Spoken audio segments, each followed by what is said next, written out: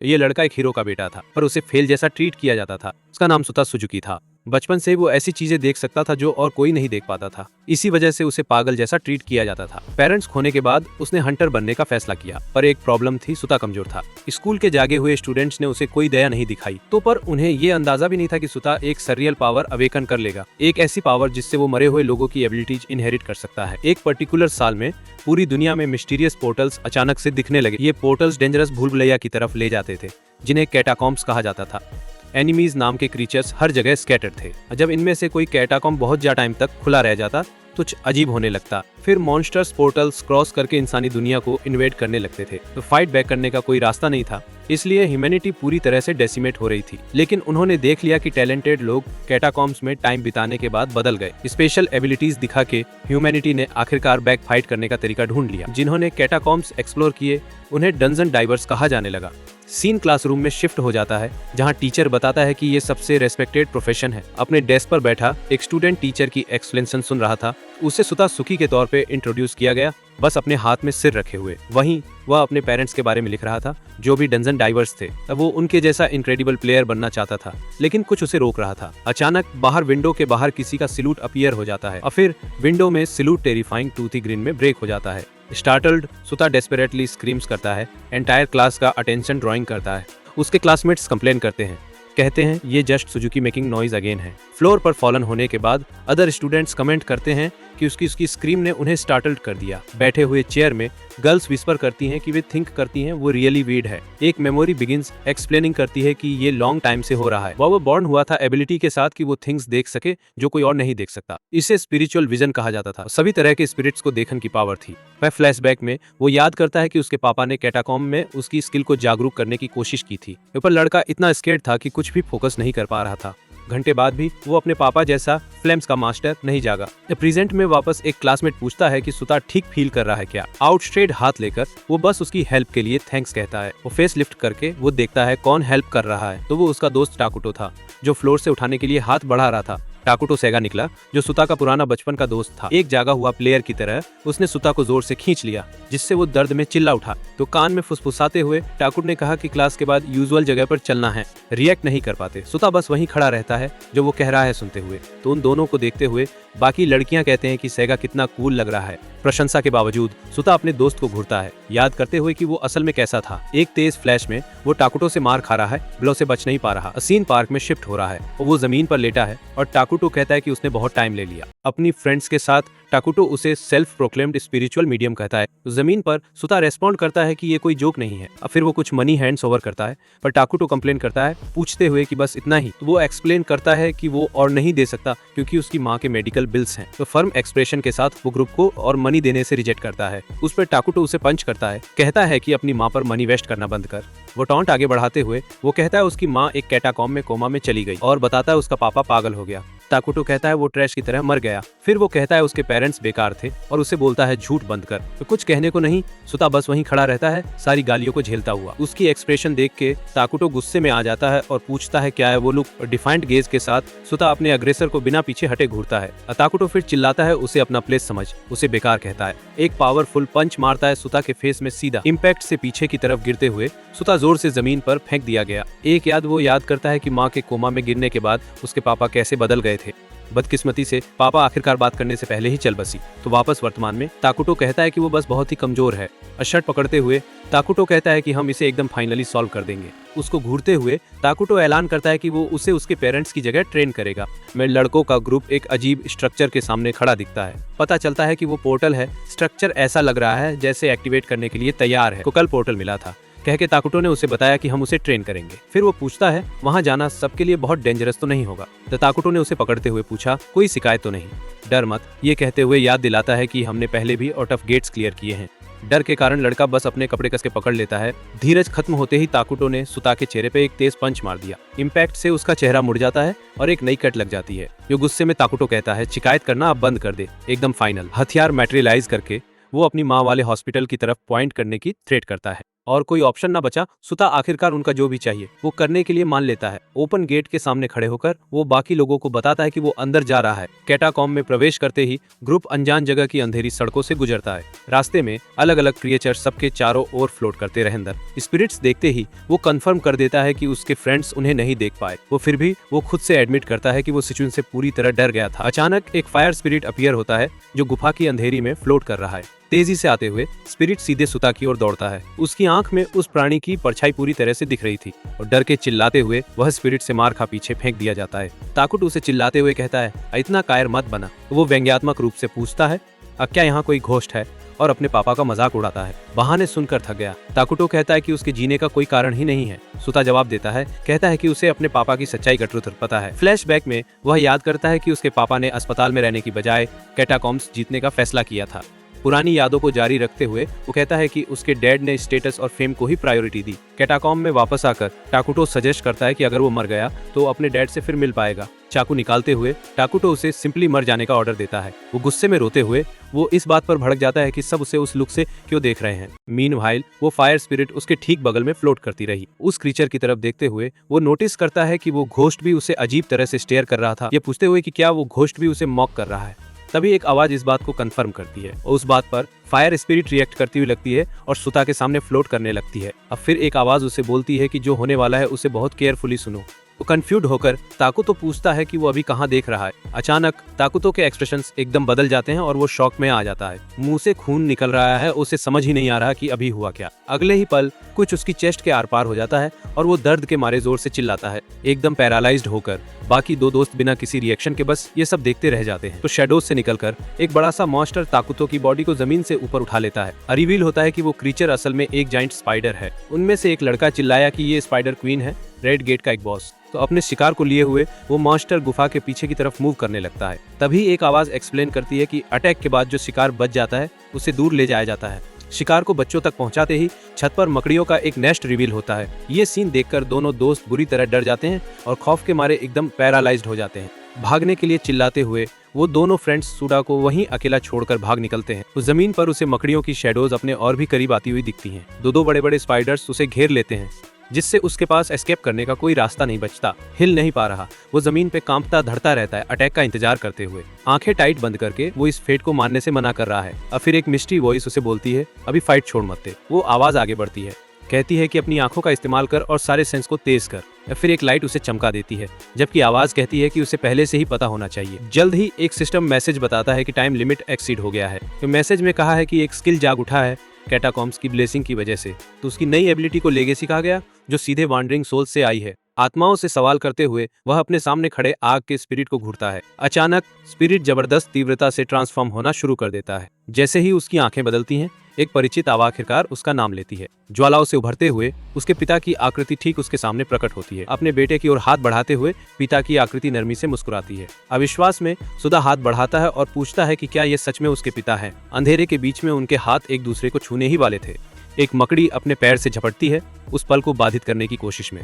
तो पूरी तरह घिरा हुआ वो मॉन्स्टर्स के खिलाफ फायर स्पिरिट को उठाता है। स्पिरिट का हाथ टच करके आखिरकार उसे पापा की पावर मिलती है। तो फिर फायर का एक्सप्लोजन उसके चारों ओर का पूरा एरिया खा जाता है। सिर से टकराते ही ब्लास्ट से स्पाइडर्स पूरी तरह ध्वस्त हो जाते हैं। धुआं साफ होते ही वो एरिया के बीच में खड़ा दिखता है। अब वो आग में लिपटा हुआ है और उसका एक्सप्रेशन पूरी तरह बदल गया है। अपने हाथ को देखते हुए एक विंडो दिखाती है कि उसने सोल से स्किल्स इनहेरिट कर ली हैं। हाथ में आग देखते ही उसे समझ आता है कि ये उसके पापा की वही स्किल है। अब वो जश्न मना रहा है, बोला आखिरकार स्किल मिल गई और प्लेयर बन गया। फिर एक आवाज पूछती है, क्या अभी वाकई में मॉन्स्टर पे इमोशनल होना सही टाइम है? तो तुरंत ही आवाज चेतावनी देती है कि दुश्मन तेजी से आ रहे हैं। तो समय न मिलने के कारण एक स्पाइडर उसकी तरफ कूद आया। क्या करना है पूछते ही आवाज कहती है, आंखें खुली रख। फिर आवाज कहती है, फोकस कर और उस क्रीचर को अच्छी तरह देख। वो मानता है, पूरी कंसंट्रेशन से अपनी नजर मॉन्स्टर पर टिका लेता है। अपनी विजन यूज करके वो मॉन्स्टर के अंदर और उसकी एनर्जी कोर को देख लेता है। उसके मुंह में एनर्जी देख के वो सोच रहा है कि कहीं कुछ थूकने वाला तो नहीं। तो वो जब मॉन्स्टर शूट करता है, आवाज चिल्ला के कह के रे देख लें, और वो डॉज कर लेता है। कंफ्यूज होकर वो पूछता है वो क्या था, और आवाज बताती है कि उसने सोल देखी थी। आवाज समझाती है कि प्लेयर की सारी पावर सीधे सोल से आती है। जारी रखते हुए आवाज कहती है कि उसने पावर को उसके मुंह में इकट्ठा होते देखा। तो बातों को इग्नोर करके स्पाइडर फिर से अटैक करने की तैयारी कर रहा है। उसकी ओर लिपिंग करते हुए स्पाइडर फाइनल ब्लो लैंड करने की तैयारी कर रहा है। एक मिस्टीरियस आवाज सोचती है कि वो कितनी देर टिक पाएगा। एक प्रोजेक्टाइल फायर करके स्पाइडर क्विक अटैक से उसे मारने की कोशिश करती है। अपनी फ्लेम्स का यूज करके वह निम्बली अटैक को डॉज करता है और बिल्कुल अनहेड रहता है। तो उसे एहसास होता है कि उसका बॉडी खुद ब खुद मूव हो रहा है। इंस्टिंक्टिवली डॉज करता है। जैसे ही वो जमीन पर लैंड करता है, वह तुरंत एक और स्पाइडर पर फ्लेमिंग पंच से अटैक करता है। वो कंफ्यूज्ड होकर कि अचानक उसे इस तरह फाइट करना कैसे पता चल गया। तब समझाया जाता है कि उसके बॉडी में उसके पापा की आत्मा है। स्किल्स के साथ साथ कॉम्बैट टेक्निक भी उसे ट्रांसफर हो गई हैं। अब उसके पापा की इमेज दिखाई देती है जो उसके साइड में ही फाइट कर रहा है, साइड बाय साइड, और उसके पापा की स्पिरिट दुश्मनों का फेस करते हैं। वो एग्री करता है, कहता है कि वो इस सब में राइट थी। पापा को कॉल करते हुए वह स्पिरिट के साथ फाइट करने की तैयारी करता है। एक पावरफुल पंच से वह सामने वाले मॉन्स्टर को पूरी तरह से ऑब्लिटरेट कर देता है। विजयी होने के बाद वो देखता है कि पास में एक और थ्रेट उभर रहा है। अब वह अटैक को डिफेंड करता है, अपनी बांस से फायर बैरियर बनाता है। वह फ्लेमिंग आंखों से वह अपनी विजन को सबसे स्ट्रॉन्ग मॉन्स्टर पर फोकस करता है। अपनी एबिलिटी यूज करके वह स्पाइडर क्वीन के अंदर की आत्मा देख सकता है। उसी समय उसे प्राणी के शरीर के बीच में एक खास पॉइंट दिखता है। सोचता है कि वही कमजोर जगह है, तो वो स्ट्राइक की तैयारी करता है। फिर वो मॉन्स्टर की ओर कूदता है और उस वाई पॉइंट को टारगेट करता है। ऊपर वो ब्लो स्पाइडर की टफ कारापेस के सामने बेकार लग रहा है। वो फिर से एक पावरफुल अटैक के लिए फोकस करता है। चिल्लाते हुए अलेले एक वो उसके सिर पे एक फायरी पंच मारता है। ब्लो के बाद वो चल देता है जबकि मॉन्स्टर जमीन पर जल रहा है। जख्मी होने के बाद भी क्वीन खुद को खींचते हुए एक और बची हुई स्पाइडर की तरफ ले जाती है। इसे देखकर छोटा स्पाइडर भागने की कोशिश करता है, लेकिन रानी ने उसे पकड़ लिया। नई टेक्निक तैयार करते हुए वह अपने हाथों में फ्लेम कंसंट्रेट करता है। फ्लेम प्रिजन का यूज करके वह मॉन्स्टर को आग के पिलर में फंसा देता है। वह बस सीरियस एक्सप्रेशन के साथ एरिया को स्कैन करता है। तो वो कहता है कि उसने किसी तरह इसे कर दिखाया। तो उसे बताया जाता है कि ये आधा भी बुरा नहीं था। फिर वो आवाज समझाती है कि उसे रेजरेट्स को सुनना पड़ेगा स्किल इनहेरिट करने के लिए। जब पूछता है कि आवाज को इतना कैसे पता है, तो उसे बस कहा जाता है कि सामने जो है उस पे फोकस कर। और फिर आवाज बताती है कि अब तक वो सेमी कॉन्शियस स्टेट में था और अब उसकी स्किल जगा के वो अपने पापा की आत्मा से सीधे सामने आ जाता है। वो इस कंफर्म करती है कि वो स्पिरिट से भी बात कर सकता है। तो कहते हुए कि काफी टाइम हो गया, पापा की स्पिरिट उसे ग्रीट करती है। समझ ना आ रहा, वो बस पापा का नाम पुकारता है। सीरियस एक्सप्रेशन के साथ पापा की स्पिरिट वापस उसका नाम बोलती है। शोल्डर पर हाथ रख के पापा सिंपली उसे माफी मांगता है। माफी से सरप्राइज होकर वो बस पापा की स्पिरिट को घूरता रहता है। तो वो चिल्लाते हुए पूछता है क्यों पापा बीमार माँ के साथ नहीं रहे। आंखें बंद करके उसके पापा जवाब देते हैं कि वो बस उसे बचाना चाहते थे। वो जवाब समझ नहीं आया, वो अभी भी पापा की आत्मा को घूरता रहता है। फिर उसके पापा बताते हैं कि उसकी माँ स्पाइडर क्वीन के जहर की शिकार थी। वो कहते हैं कि जब भी रेड गेट की बात सुनते तुरंत जाकर उसे एक्सप्लोर कर लेते। उनमें से एक बार उसे लगा कि आखिरकार उसने वही मॉन्स्टर को कोने में धंसा दिया जो वो ढूंढ रहा था। पर लड़ाई के बीच में एप अचानक उसके ऊपर पॉप हो गया। कहानी सुनकर सुदस वहीं खड़ा रह गया बिना शब्दों के।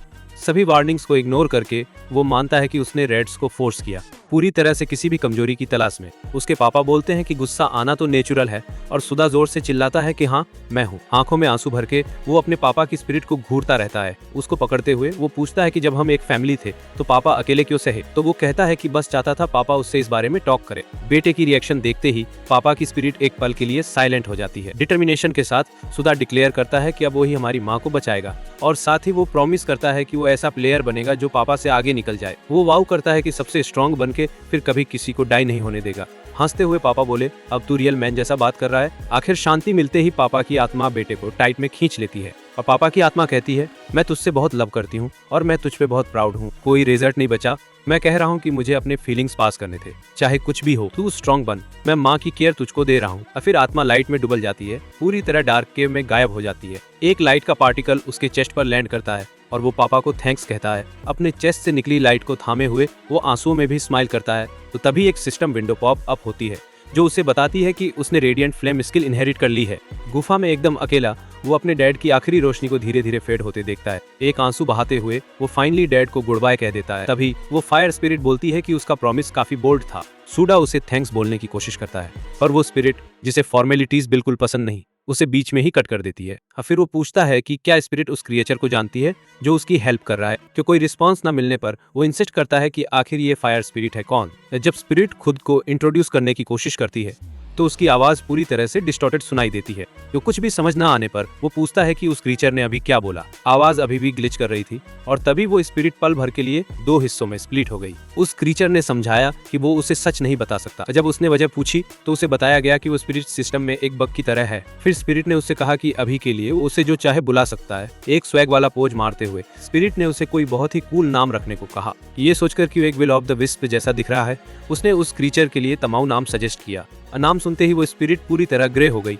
साफ दिख रहा था कि उसे ये बिल्कुल पसंद नहीं आया। तो चिढ़ के स्पिरिट चिल्लाई और पूछा कि भाई ये तेरा कैसा नेमिंग सेंस है। तो मन तो नहीं था पर उसने एंड में एक्सेप्ट कर लिया, ये बोलकर कि वैसे भी क्या ही फर्क पड़ता है। टॉपिक बदलते हुए स्पिरिट ने उसे रिमाइंड कराया कि अभी उसे कुछ काम करना है। वो एक पल के लिए चुप हो गया, उसे अपना प्रॉमिस याद आ गया था। एक डिटरमिन्ड लुक के साथ उसने बस स्पिरिट की बात से अग्री कर लिया। उसका चेहरा देखकर स्पिरिट बोली कि अब तेरी आंखों में वो सही वाली वाइब है। जैसे ही वो चलने लगा एक आवाज आई कि वो अब कैटाकॉम्स की तरफ जा सकता है, उसे भरोसा दिलाते हुए कि वो हमेशा वहीं रहेगी। स्पिरिट उसे एग्जिट की तरफ जाते हुए देखती रही। सीन चेंज होता है और वो दोनों दोस्त जो भाग गए थे अब बाहर दिख रहे हैं।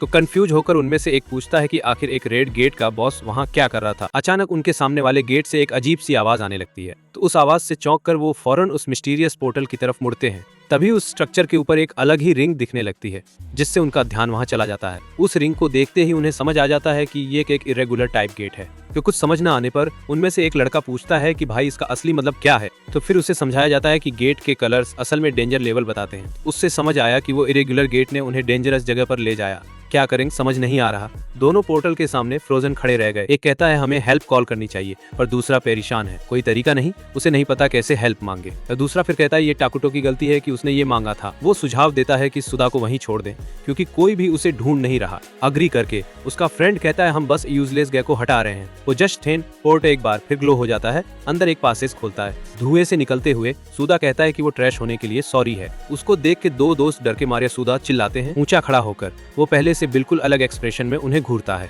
हैरान होकर उनमें से एक पूछता है कि सुधा अभी भी लाइव क्यों है। आंखों में आग लेकर वो अपने फ्रेंड के सवाल को इग्नोर करता है और जब देखता है कि उसे इग्नोर किया जा रहा है, उनमें से एक चिल्लाता है इग्नोर मत कर। अपनी विजन से वो उनके सोल्स देखता है और नोटिस करता है कि वे कितने वीक हैं। तो फिर वो कहता है कि उनके सोल्स स्पाइडर्स से कुछ नहीं है। बिना हिचकिचाए उनमें से एक कहता है टाकुटो सुधा की वजह से मर गया। तो दोष डालने की कोशिश में बॉय कहता है सुधा ने उन्हें वहां खींचा। तो कहता है कि पूरी सिचुएशन उनका उस पर ही फेंकेंगे। आंखें बंद करके सुधा बॉय को कहता है उस ख्याल को एक पल के लिए रख ले। बॉय बस उसकी तरफ टकटकी मारता है, देख रहा है आगे क्या करेगा। अचानक दूसरा फ्रेंड जो हो रहा है उस पर गुस्सा हो जाता है। अपने कॉम्पेनियन को पंच मारते हुए वो चिल्लाता है बेवकूफी मत कर। तो कोल्ड गेज के साथ सुधा बस 2 फ्रेंड्स की लड़ाई देखता है। फिर वो आगे झपटता है और लड़के के चेहरे पे एक जोरदार पंच मारता है। पंच की ताकत से लड़का उड़ जाता है, फिर जमीन पे गिर पड़ता है। हार मानते हुए वो जमीन पे लेटा रहता है, पंच के बाद उठ नहीं पाता। एक दोस्त गिरते ही सुधा आखिरी बचे दोस्त की ओर मुड़ता है। डर के मारे लड़का बस वहीं खड़ा है, सुधा का नाम डरते डरते बुला रहा है। बदलाव देख के लड़का सोचता है सुधा प्लेयर बन गया क्या। तो वो ये भी नोटिस करता है कि सुधा अचानक से पागल ताकतवर लग रहा है। उसकी ओर बढ़ते हुए सुधा उसका नाम लेकर बुलाता है कोतोरा को। फिर वो उसे बताता है कि उसके पास पूछने के लिए बहुत इंपॉर्टेंट है। तुम अपनी मुंह पे स्माइल लेकर वो पूछता है कि लड़का सुनने वाला है या नहीं। डर के कोटरा बस हाँ में सिर हिलाता है और कोई चॉइस नहीं बची। तो वापस कैटाकॉम्स में दोनों इंटीरियर से होकर चलते हैं। कोटरा कहता है कि सिचुएशन बुरा है और अगर वे वेट करेंगे तो बहुत लेट हो जाएगा। तो सुधा फिर पूछता है कि क्या एक इरेगुलर गेट का एरिया बदल सकता है। मुट्ठी कसते हुए उसे पता है कि अगर ऐसा हो गया तो सब ओवर। इसीलिए वो कहता है कि हमें स्पाइडर क्वीन को तुरंत डिफीट करना पड़ेगा। उसका बड्डी चिल्ला के पूछता है क्या वो बॉस को अकेले टैकल करेगा। जब वो हेल्प लेने की जिद करता है एक मिस्टीरियस आवाज उसे कहती है यहीं रुक जा। सरप्राइज, दोनों उस दिशा में मुड़ते हैं जहां से आवाज आई थी। एक सिलूट फिर चेतावनी देता है कि वो उन्हें जैसा मन करे वैसा नहीं करने देगा। तो दोनों की ओर इशारा करते हुए मिस्टीरियस आदमी कहता है मैं यही हूँ। फिर वो चिल्लाता है चेतावनी देते हुए कि वो उन्हें अपनी अपनी मर्जी से कुछ भी करने नहीं देगा। सीरियस लुक के साथ वो 2 लड़कों को बिना कुछ बोले घूरता है। जब सुधा उसका नाम पूछता है वो आदमी कहता है मैं शंकास्पद को नाम नहीं देता। अपना आपको एक्सप्लेन करने की कोशिश करते हुए उससे पूछा गया कि वो इसका मतलब क्या था। गलतियों को पॉइंट आउट करते हुए वो आदमी गेट और सुधा के बेहोश दोस्त को ग्राउंड पर बताता है। तो वो कहता है कि ये उनके खिलाफ हाईली सस्पिशियस मानने के लिए काफी साक्ष्य है। प्लीडिंग करते हुए सुधा कहता है कि कम से कम वो आदमी उसे सुन ले। अचानक वो आदमी फॉरवर्ड लंच करता है और सुधा को उसकी यूनिफॉर्म से टाइटली पकड़ लेता है। तब फिर वो उसे थ्रो कर देता है पर सुधा अपने पैर पर लैंड कर लेता है। देखते हुए कि उसके पास और कोई चॉइस नहीं है, वो मैन के अटैक को काउंटर करने की तैयारी करता है। एक स्विफ्ट मूव से वो मैन के फेस में सीधे पंच मारता है। हिट खाने के बाद वो आदमी एडमिट करता है कि किड इतना भी बुरा नहीं है। सरप्राइज्ड होकर सुधा उसे घूरता है, रियलाइज करते हुए कि ये बंदा इनक्रेडिबली स्ट्रॉन्ग था। ये देखकर कि किड को फाइट करना आता है, वो आदमी अनाउंस करता है कि अब वो सीरियस होने वाला है। अपनी चमकती आंखों के साथ वो वार्न करता है कि उसे भी सीरियस होना पड़ेगा। फिर वो अपनी एनर्जी रिलीज करता है और उसके आसपास कई चर्च अपीयर होते हैं। रिएक्ट नहीं कर पाने की वजह से सूडा बस सीन देखता रह जाता है, एकदम स्पीचलेस। अपनी स्किल रिवील करते हुए वो आदमी कहता है कि उसका नाम मैन ऑफ स्टील है। तो वो एक्सप्लेन करता है कि उसकी एबिलिटी उसकी पूरी बॉडी को प्योर स्टील में बदल देती है। अपनी उंगलियां चटकाते हुए वो वार्न करता है कि उसके पंचेस डेफिनेटली बहुत हर्ट करेंगे। सूडा को रियलाइज होता है कि अगर उसे एक भी हिट पड़ी तो इस फाइट में उसका गेम ओवर हो जाएगा। वो उस आदमी की तरफ पीट करता है और रीड करने का डिसाइड करता है। उसी मोमेंट पे उसका फ्रेंड चिल्लाता है और उसे भागने से मना करता है। ये देखकर वो आदमी उसके एटीट्यूड से थोड़ा अनॉयड लगता है और फिर सूडा उस आदमी से दूर भागने लगता है और केव में छुप जाता है। वो कंफ्यूज्ड होकर वो आदमी चिल्लाता है कि वो बाहर निकल कर आए। छुपते हुए सूडा इस अपोनेंट से लड़ने का कोई तरीका सोचने की ट्राई करता है। क्या करना है समझ नहीं आ रहा। वो हेजिटेट कर रहा है कि अपनी फ्लेम्स यूज करे या नहीं। तभी उसके पास एक स्पिरिट अपीयर होती है और पूछती है कि क्या वो टूमा है। एक फ्यूरियस लुक के साथ स्पिरिट डिक्लेयर करती है कि आज वो उसे हरा देगी। कंफ्यूज्ड होकर सूडा पूछता है कि उसके और उस आदमी के बीच क्या हुआ था। स्टार्टल्ड होकर स्पिरिट चिल्लाती है और पूछती है कि क्या सूडा के दोस्त की तरह एक्ट कर सकता है। इसे देखो सिचुएशन एक्सप्लेन करते हुए स्पिरिट है कि उसकी उस आदमी के साथ कभी नहीं जमी। एक क्विक फ्लैशबैक में वो बताती है कि कैसे उन दोनों ने एक फाइट के जरिए चीजें सेटल करने का डिसाइड किया था। तो वो एडमिट करती है वो फाइट हार गई और इससे पहले कि उसे रीमैच मिलता वो मर गई। कपूरी रेस से भर के स्पिरिट चिल्लाता है कि वो ऐसे नहीं रेस्ट इन पीस हो सकता। स्टोरी सुन के सुधा कहता है कि शायद वो इस प्रॉब्लम को सॉल्व करने मदद कर सकेगा। अपना हाइडिंग स्पॉट छोड़ते हुए वो आगे बढ़ता है और मिस्टीरियस मैन को हेड ऑन फेस करता है। तो मैन फिर पूछता है कि क्या वो आखिरकार तैयार है उसे फेस करने के लिए। सवाल को इग्नोर करके सुधा चिल्लाता है अपना पूरा नाम मसातो इगाराशी। सरप्राइज मसातो पूछता है कैसे वो मेरे नाम को जान सकता है। वो जवाब दिए बिना वो फॉरवर्ड रश करता है और क्लोज इन होकर अपने ओपोनेंट को अटैक करता है। अपोलॉजी चिल्लाते हुए वो मसातो की चेस्ट पर अपना हाथ रखता है और फिर वो फुल पावर इलेक्ट्रिक शॉक उसके बॉडी में रिलीज करता है। हिट होते ही मसातो बिल्कुल रिएक्ट नहीं कर पा रहा है उस अचानक अटैक पे। वो जमीन पे गिरते ही वो आदमी पूरी तरह से इनकैपेसिटेट हो जाता है। सेलिब्रेटिंग की वजह से स्पिरिट सुधा के बॉडी से बाहर निकलता है तो चिल्लाते हुए कि आखिरकार उसे अपनी विक्ट्री मिल गई। गुड बाय कहते हुए स्पिरिट लाइट के फ्लैश में गायब हो जाता है। अब रेग्रेस से फ्री। गुड बाय वेव करते हुए सुधा कहता है कि हर किसी के पास अपना अलग रेग्रेस होता है। स्किल इलेक्ट्रिक शॉक लेते ही अब वो पावरफुल डिस्चार्ज जनरेट कर सकता है। वो सब सेट हो जाने के बाद उसे अभी भी वहाँ मौजूद फ्रेंड बुला लेता है। जमीन पे पड़े आदमी को देखते हुए काटोरा पूछता है क्या उसने वाकई में उसे डिफीट कर दिया। फिर सुधा पूछता है क्यों वो सिर्फ रन अवे करने की बजाय उसका फॉलो किया। सीरियस लुक के साथ सुधा बताता है कि उसे काटोरा की स्पेशल एबिलिटी चाहिए थी और पता चला कि कातोरा एक पॉइजन अल्केमिस्ट है। उसके पास पॉइजन्स को मैनिपुलेट करने की पावर थी। इस पावर से वो इनके लिए एंटीडोट भी बना सकता था। एक मेमोरी में सुधा याद करता है कि कातोरा ने पहले वो पॉइजन उसके खिलाफ यूज किया था। कातोरा पूछता है अतु क्या चाहता है और सुधा कहता है कि वो स्पाइडर को डिफीट करने वाला है। और फिर वो अपने क्लासमेट से माँ को बचाने के लिए एंटीडोट बनाने को कहता है। तो सुधा उसे बताता है कि उसे लड़ने की जरूरत नहीं, पर कातोरा इंटरप्ट करके कहता है कि वो हेल्प करेगा। सुधा को पकड़ते हुए उससे विनती करता है कि वो उनके फ्रेंड टाकुटो को भी बचाने में हेल्प करे, भले ही उसके पास पूछने का राइट नहीं है। वो कहता है कि वो सिर्फ टाकुटो की वजह से जागा था। एक मेमोरी में कटोरा रिकॉल करता है कि टाकुटो ने उसे कई बार पहले सेम्प्ट किया था। अपना फेस टर्न करके सुधा कहता है कि सॉरी, पर हेल्प करने से रिजेक्ट करता है। तो फिर वो कटोरा को बोलता है कि वो अकेले अपने फ्रेंड को बचा ले जबकि वो फाइट कर रहा है। सरप्राइज्ड होकर कटोरा बस चुपचाप वहीं खड़ा रहता है सुधा के शब्द सुनते हुए। एक नॉड के साथ सुधा टर्न करके एरिया छोड़ता है तो एक फेड स्माइल के साथ कटोरा समझता है। जब टुमा जागता है कटोरा थैंक्स करता है उसे लाइफ बचाने में हेल्प करने के लिए। सडनली दोनों को रियलाइज होता है कि टुमा नथिंग हुआ जैसे उठ रहा है। पूछता है यार तू ठीक है ना। टुमा फिर कहता है यार मुझे कम मत समझ। सुधा के कंधे पे हाथ रख के वो बोलता है यार हमें उसे पहले ही बता देना चाहिए था, अब हम सब एक ही बोट में हैं यार। सुधा इस आदमी के अचानक एटीट्यूड बदलने से चुप रह गया और सुधा उसे भेजने की कोशिश में कहता है बहुत डेंजरस है, पर टुमा मदद करने पे इंसिस्ट करता है। सीरियस लुक के साथ वो आगे की गुफा के डार्कनेस में स्टेयर करता है। इसी स्पाइडर क्वीन बाहर आती है और टुमा कहता है रन करने का टाइम नहीं है, तो बॉस सामने है, तो ग्रुप बैटल के लिए तैयार हो रहा है। मुट्ठी कसके टुमा यार सबको फाइट के लिए हाइप्ड होने को चिल्लाता है। बॉस सामने है, ग्रुप बैटल की तैयारी कर रहा है। जब उससे एक्सपीरियंस पूछे टुमा बोलता है पहले पर्पल गेट बॉस से लड़ा था, पर रेड वाला अब तक का फर्स्ट टाइम है। शील्ड बन के वॉलंटियर करने की कोशिश में सुधा इंटरप्ट करके आगे धक्का मारती है। अकेले ही रश करता देख टुमा चिल्लाता है क्या कर रहा है ब्रो। क्वीन अपनी क्लॉज से अटैक करती है पर सुधा हर ब्लो को डॉज कर लेती है। मॉन्स्टर एनर्जी ब्लास्ट फायर करता है पर वह स्किलफुली इवेट कर लेता है। एक अटैक को पैरिंग करके वह मॉन्स्टर की अपनी फोर्स से खुद को प्रोपेल कर लेता है और जमीन पर स्लाइड मारते हुए उसने क्रीचर के अटैक को पूरी तरह से चकमा दे दिया। तो टुमा सोचने लगा कि क्या सुधा ने पहले कभी कोई रेड गेट क्लियर किया भी है। कटोरा चिल्लाकर बोला कि उसने नहीं किया।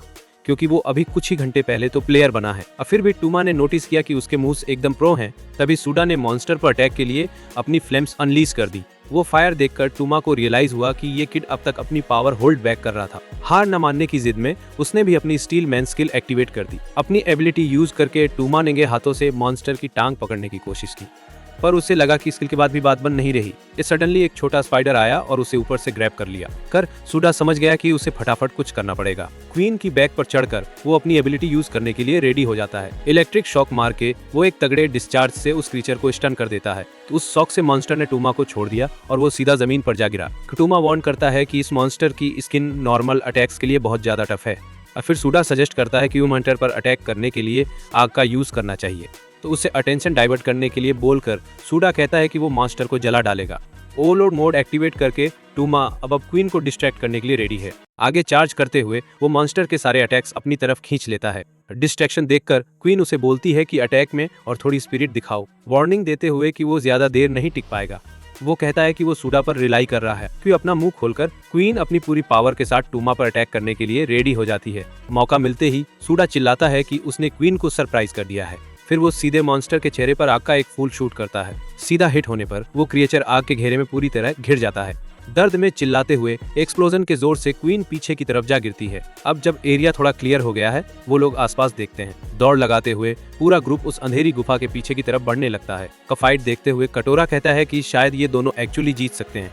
अचानक वो अपने पास जमीन पर कुछ अजीब सा नोटिस करता है। वो पास से देखने के लिए वो उस ऑब्जेक्ट की तरफ जाता है जिसने उसका ध्यान खींचा था। फिर उसे रियलाइज होता है कि वो ऑब्जेक्ट एक्चुअली उसके दोस्त का जूता था। एकदम डरे हुए लुक के साथ वो उस गिरी हुई क्वीन की तरफ मुड़ता है। अपने मुंह में जूता दबाए हुए क्वीन चिल्लाने और इधर उधर छटकाने लगती है। एक ही बार में उसने कटोरा पर अटैक किया और उसे जमीन पर पटक दिया। वो नीचे गिरकर खुद को डिफेंड करने की कोशिश करता है, पर क्वीन अपने पंजे उठा लेती है। ये सीन देखकर सुडा चिल्लाकर मॉन्स्टर को रुकने को कहता है। मॉन्स्टर के सामने टूमा उस लड़के को प्रोटेक्ट करने के लिए एक शील्ड की तरह खड़ा हो जाता है, और पर वो आर पार घायल हो जाता है और सुडा डेस्परेटली चिल्लाकर उस क्रीचर को रुकने के लिए कहता है। अचानक क्वीन के बच्चों में से एक सुडा का पैर पकड़ने में कामयाब हो जाता है। दर्द से चिल्लाते हुए उसे उस क्रीचर की तरफ खींचा जाता है जो उस पर अटैक कर रहा था। फिर उसे पूरी फोर्स के साथ एक दीवार की तरफ फेंक दिया जाता है। उस इम्पैक्ट की जोर की वजह से वो खून थूकता है और जमीन पर गिर जाता है। इंजर्ड होने की वजह से दीवार से टकराने के बाद वो उठ ही नहीं पा रहा। वो नीचे एकदम मोशनेस पड़ा था, जिसे देख कटोरा फुल टेंशन में सुडा का नाम चिल्लाने लगा। और फिर सामने आया वो मोटा और सुपर स्ट्रॉन्ग मकड़ी का जाला। उठाकर सीधा क्वीन के पास ले जाया गया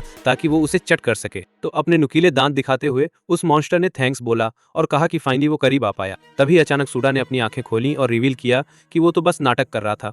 अपनी पूरी बॉडी को आग की लपटों में घेर कर वो उस स्पाइडर वेब से आजाद हो गया। ये सब देखकर टूमा चिल्लाया कि उसने तो बेहोश होने की बस एक्टिंग की थी। वो ऑब्जेक्ट देखते ही टूमा चिल्ला रहा है कि ये वही डैगर है जो वो लेके चल रहा था। हाथ से खून बह रहा है। फिर वो डैगर से अपनी बिजली रिलीज कर देता है। इलेक्ट्रिक स्किल यूज करके वो क्वीन को पूरी ताकत से स्टन कर देता है।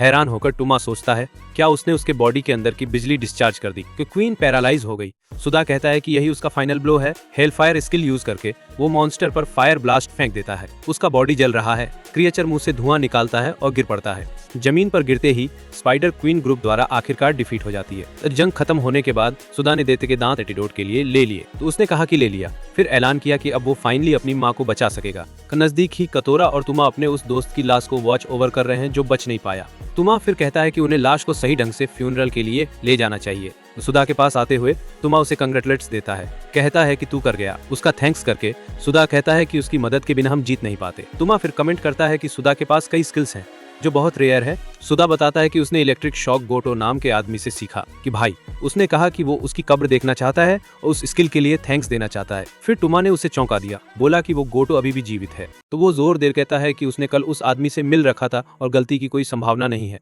अचानक सुधा के दिमाग में एक अजीब डिस्टॉर्टेड विजन पॉप अप हो जाता है। अचानक जमीन गिरते ही टुमा दौड़ता हुआ आया और पूछता है तू ठीक है, और फिर एक रहस्यमय आवाज चेतावनी देती है कि उसने इस दुनिया की रूट टच कर ली है। हाथ सिर पर रख के सीन बदलते ही वो टुमा को बुलाता है। क्लासरूम के अंदर वह पूछता है वो लड़की कौन थी। गुफा में वापस टुमाओ कहता है कि उसने जो लाइफ बचाई थी उसे याद रख। तो केइचिरो सुजुकी उस आदमी को देखता है, सोचते हुए कि क्या यही वो फेस है जिसकी उसे उम्मीद थी। तो फिर वह टुमा इगाराशी का चेहरा पकड़ लेता है जो चिल्लाते हुए कहता है कि मैं ओनली चाइल्ड हूँ। टुमा इगाराशी कहता है कि उसकी टफ लुक के बावजूद वो एक बिगड़ैल किड जैसा बर्ताव करता है। नाराज होते हुए केइचिरो चिल्लाता है, पूछते हुए कि उसे यहाँ सिर्फ इंसल्ट करने के लिए क्यों लाया गया। सुधा फिर बीच में कदम रखता है दोनों को रोकते हुए कहता है कि हम हॉस्पिटल में हैं। हॉलवे में झगड़ते हुए एक आवाज पूछती है कि अब गेट सिक्योर है क्या। दूर कहीं से कोई कंफर्म करता है कि बॉस के हारने के बाद गेट स्टेबलाइज हो गया था। हॉस्पिटल में वापस उसे सुनाई देता है कि उन्हें गेट साफ करने के लिए उसका थैंक्स कहना चाहिए। सुधा आता है कि वो कोटोर को चेक करने जा रहा है, फिर खड़ा हो जाता है। लड़के को निकल देख केइचिरो पूछता है क्या उसने वाकई उस जगह का बॉस हरा दिया। और पुष्टि से हैरान होकर वह पूछता है क्या वो असली रेड गेट था, और टुमा पुष्टि करता है और कहता है उसकी क्षमता इंसेन है। पर बस वही नहीं, लड़ाई याद करके टुमा कहता है सुधा तेज है और उसके पास बहुत सारी हिम्मत है। हंसी के साथ टुमा टिप्पणी करता है कि वो टीम के लिए बढ़िया चॉइस हो सकता है। उस समय केइचिरो पूछता है क्या प्लान है उसे रिक्रूट करने का, और टुमा तुरंत पुष्टि करता है। केइचिरो की तरफ मुड़ते हुए टुमा कहता है कि पास एक बहुत ही सीरियस फेवर है जो वो पूछना चाहता है। केइचिरो ने सुनते ही फटाफट चिल्लाया, ऐसे चीजों पे जोक नहीं करना। उसकी चिल्लाहट से अस्पताल के कॉरिडोर में से गुजर रहे दो लोग झकझोर गए तो बाहरी आंगन की तरफ कट करते ही गिरा हुआ मोबाइल के ऊपर एक हाथ उभर आया। घुटनों के बल बैठा कोटोरा बस अपने सामने जमीन पर पड़े डिवाइस को घूर रहा है, और फिर वो मुड़कर दूर जा रहे सुधा को चिल्लाकर बुलाता है। नजदीक आते ही सुधा पूछता है कैसे हो, और बताता है कि एनालिसिस जल्दी ही रेडी हो जाएगा। कोटोरा जवाब देता है कि वो ठीक है, लेकिन अचानक बेहोश हो जाने पर थोड़ा पैनिक हो गया था। उसे उठाने के लिए धन्यवाद देते हुए सुधा कहता है कि ये बात टुमा ने ही बताई थी। कोटोरा फिर बताता है कि उसने ये इसलिए किया क्योंकि उसकी अपनी चोटें लेस्ट सीवियर थीं। वो बोझ बनने के लिए माफी मांगता है, लेकिन सुधा उसे कहता है कि टेंशन मत ले। सुधा कहता है कि उसे पता है कि जब कोई इंपॉर्टेंट पर्सन हो जिसे तुम्हें प्रोटेक्ट करना पड़े तो कैसा फील होता है। कोटोरा फिर कहता है कि उसे ताकुटो से हेट है, पर वो सुधा की उसकी एडमिरेशन को इनकार नहीं करेगा। सुधा उस कमेंट से कंफ्यूज्ड है, समझ नहीं पा रहा, पर कोटोरा बस इसे लाइटली ले लेता है और टॉपिक बदल देता है। एक छोटी वेल दिखाते हुए वो अनाउंस करता है कि एनालिसिस आखिरकार कंप्लीट हो गया। अपनी स्पेशल एबिलिटी यूज करके कोटोरा आखिरकार वो एंटीडोट बना लेता है जो उन्हें बेस्टली चाहिए था। तो छोटी वेल के अंदर द्रव दिखाता है कि क्योर आखिरकार रेडी हो गया। छोटी बोतल सौंपते हुए कतोरा ने सुधा से कहा जल्दी कर और एंटीडोट उसे दे दे। दोस्त को थैंक्स कहते हुए सुधा मुड़ता है, वायल को हाथ में कस के पकड़ते हुए। तो जितनी तेजी से दौड़ सकता है वो हॉस्पिटल रूम की तरफ भागता है। रूम में पहुंचते ही उसे अपनी माँ बिस्तर में लेटी मिली, अभी भी पूरी तरह से बेहोश। बिस्तर के पास खड़ा होकर वो आखिरकार एंटीडोट देने की तैयारी करता है। ध्यान से वो वायल को झुकाता है और सारी लिक्विड उसके मुंह में डालता है। लिक्विड लेने के बाद वो वायल का पूरा कंटेंट निगल पाती है। बिस्तर में लेटी उसका बॉडी एंटीडोट पर रिएक्ट करना शुरू कर देती है। धीरे धीरे वह अपनी आंखें खोलती है और सुधा उसे इंटेंसली देख रहा है कि वो देखता है कि वो जाग गई है, तो वो उसे कॉल करता है और वो उसका नेम लेके जवाब देती है। वो अपने हाथ से अपने बेटे के चेहरे पर रखकर वह कहती है कि वो बहुत ग्रो हो गया है। आंसू उसके चेहरे पे स्ट्रीम होते हुए वो कहती है कि वो फिर से देखकर बहुत हैप्पी है। जब वो दोनों शांत हो जाते हैं तो बात करते हैं, जब तक उसके फादर का टॉपिक नहीं आ जाता। उसके फादर की बात करते हुए वह बताती है कि वो उसके लिए कौन सी फीलिंग्स रखता था। कि बेड के बगल में बैठा सुधा कहता है कि उसके फादर की इच्छा थी उसे सेव करना, इसीलिए उसके फादर ने उसे अपनी फीलिंग्स, पावर और बाकी सब कुछ सौंप दिया। तो उस खुलासे से हैरान होकर वो बस केइचिरो की फ्लेम्स का जिक्र कर पाई। अपने बेटे को देखते हुए वो फिर पूछती है अब आगे तू क्या करेगा, कहते हुए कि उसने पहले ही पापा की इच्छा पूरी कर ली है। वो जानना चाहती है अब नेक्स्ट क्या है। दृढ़ निश्चय के साथ वो जवाब देता है कि वो सबसे ताकतवर डंजन एक्सप्लोरर बन जाएगा। कि वो घोषणा करता है कि वो ऐसा हीरो बनेगा जो रास्ते में किसी को भी मारने नहीं देगा। अपना चेहरा मोड़ते हुए वो पूछता है क्या तुम मेरे फैसले के खिलाफ हो। बिना हिचकिचाए वो जवाब देती है हाँ। वो पूरी तरह से इस खतरनाक आइडिया के अगेंस्ट है। कि वो समझाती है कि बस अपने बेटे डेंजर में इमेजिन करने से उसका दिल ब्रेक हो जाता, लेकिन वो मानती है कि वो और उसके पापा ने उसे वही फीलिंग दी। हंसते हुए वो कहती है कि सिर्फ वो ही उसे रोकने की कोशिश करे तो फेयर नहीं रहेगा।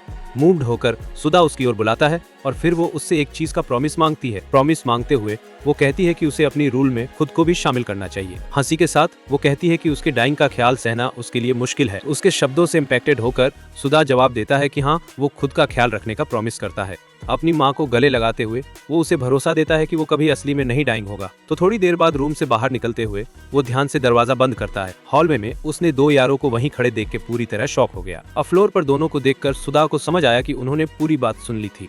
तो तुमा फिर माफी मांगता है सुनने के लिए, पर सुधा कहता है कोई दिक्कत नहीं। तो उस समय कोटोरा बताता है असली दिक्कत तो उसके कैटाकॉम्स में घुसने में है। हंसते हुए तुमा उसे भरोसा दिलाता है कि उनकी टीम उस हिस्से का ख्याल रखेगी। और सुधा पूछता है क्या सच है, तो तुमा कंफर्म करता है कि सब कुछ पहले ही सॉल्व हो चुका है। तुमा का पकड़ते हुए तुमा आधिकारिक तौर पर सुधा को अपनी टीम में ज्वाइन करने के लिए इंक्लूड करता है।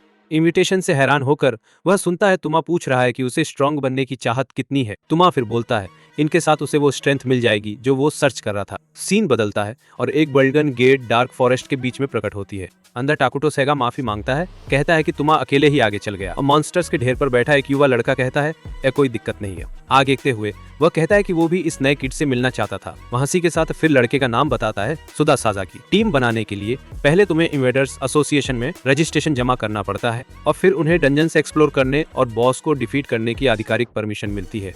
सड़क पर टहलते टहलते टुमा बोला कि वो सबसे पावरफुल ग्रुप हेवनली वुल्फ का मेंबर है। कोतोरा फिर समझाता है कि ये टीम सिर्फ जापान में नहीं पूरी वर्ल्ड में बेस्ट है। वो रिमेम्बर करता है कि 10 स्क्वाड हैं, हर एक का हेड अलग कैप्टन है। हॉली उत्साहित कोतोरा कंफर्म करता है कि यही वही स्ट्रक्चर है जो उसे पहले से पता था। तो बॉय की शाउट आउट करते हुए टुमाला की वो डिटेल्स में पूरी तरह से अप टू डेट है।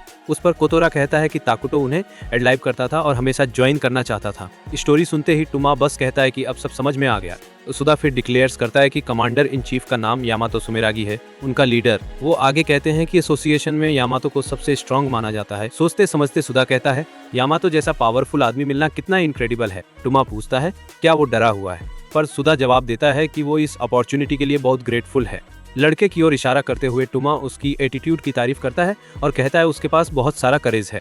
बिल्डिंग के सामने पहुंचते ही वो ऐलान करता है कही है हेडक्वार्टर का एंट्रेंस। जमीन पर लेटे हुए टुमा शिकायत करता है कि यूसेई हमेशा उससे बहुत हार्ड रहा है। तो उसी वक्त एक नई आवाज कहती है छोड़ दे, वो बस लोगों की हेल्प कर रहा था।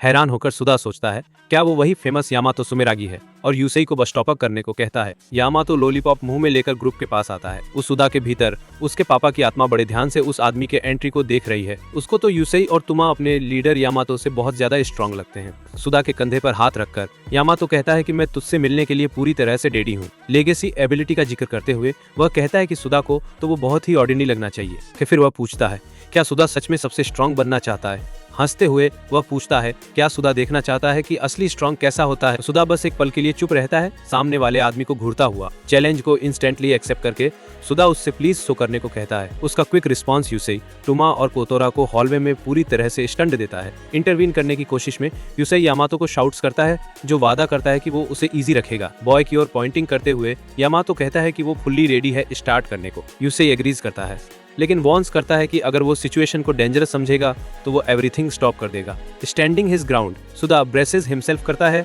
व्हाट्स टू कम के लिए। वेविंग करते हुए यामातो कहता है कि वो ट्रेनिंग रूम में हिमसे मीट करेगा टू बिगिन। उस मोमेंट पर पूरा hallway scene begins to completely dematerialise होने लगता है। वो सुदा फिर खुद को अकेला पाता है ट्रेनिंग रूम के बीच में खड़ा। को पूरी तरह से कंफ्यूज्ड वो समझने की कोशिश करता है कि कैसे वो इस नई जगह पर ट्रांसपोर्ट हुआ।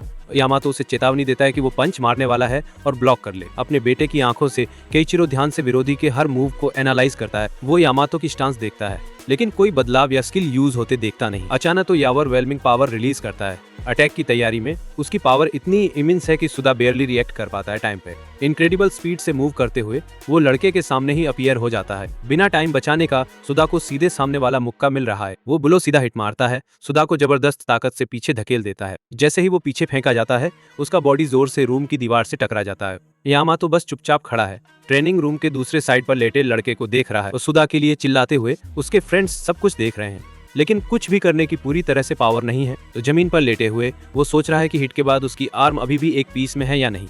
यामातो देखते हुए उसे समझ में आ गया कि वो एक सोल जैसा था, इंसान के रूप में। धीरे धीरे उठते हुए सुदा को पता चलता है कि वो अटैक कोई कॉमन स्किल नहीं था। लड़के को उठते देख यामातो पूछता है यार तू उसमें फर्क नोटिस किया। हंसते हुए वो पूछता है सुदा को ये लाइक लगा था क्या, और अब भी ट्रेनिंग जारी रखना चाहता है क्या। अपने पापा की पावर ऑन करके वो जवाब देता है प्लीज कंटिन्यू। आगे धांसू चार्ज करते हुए सुदा एक तेज पंच मारता है, पर यामातो आसानी से डॉज कर देता है।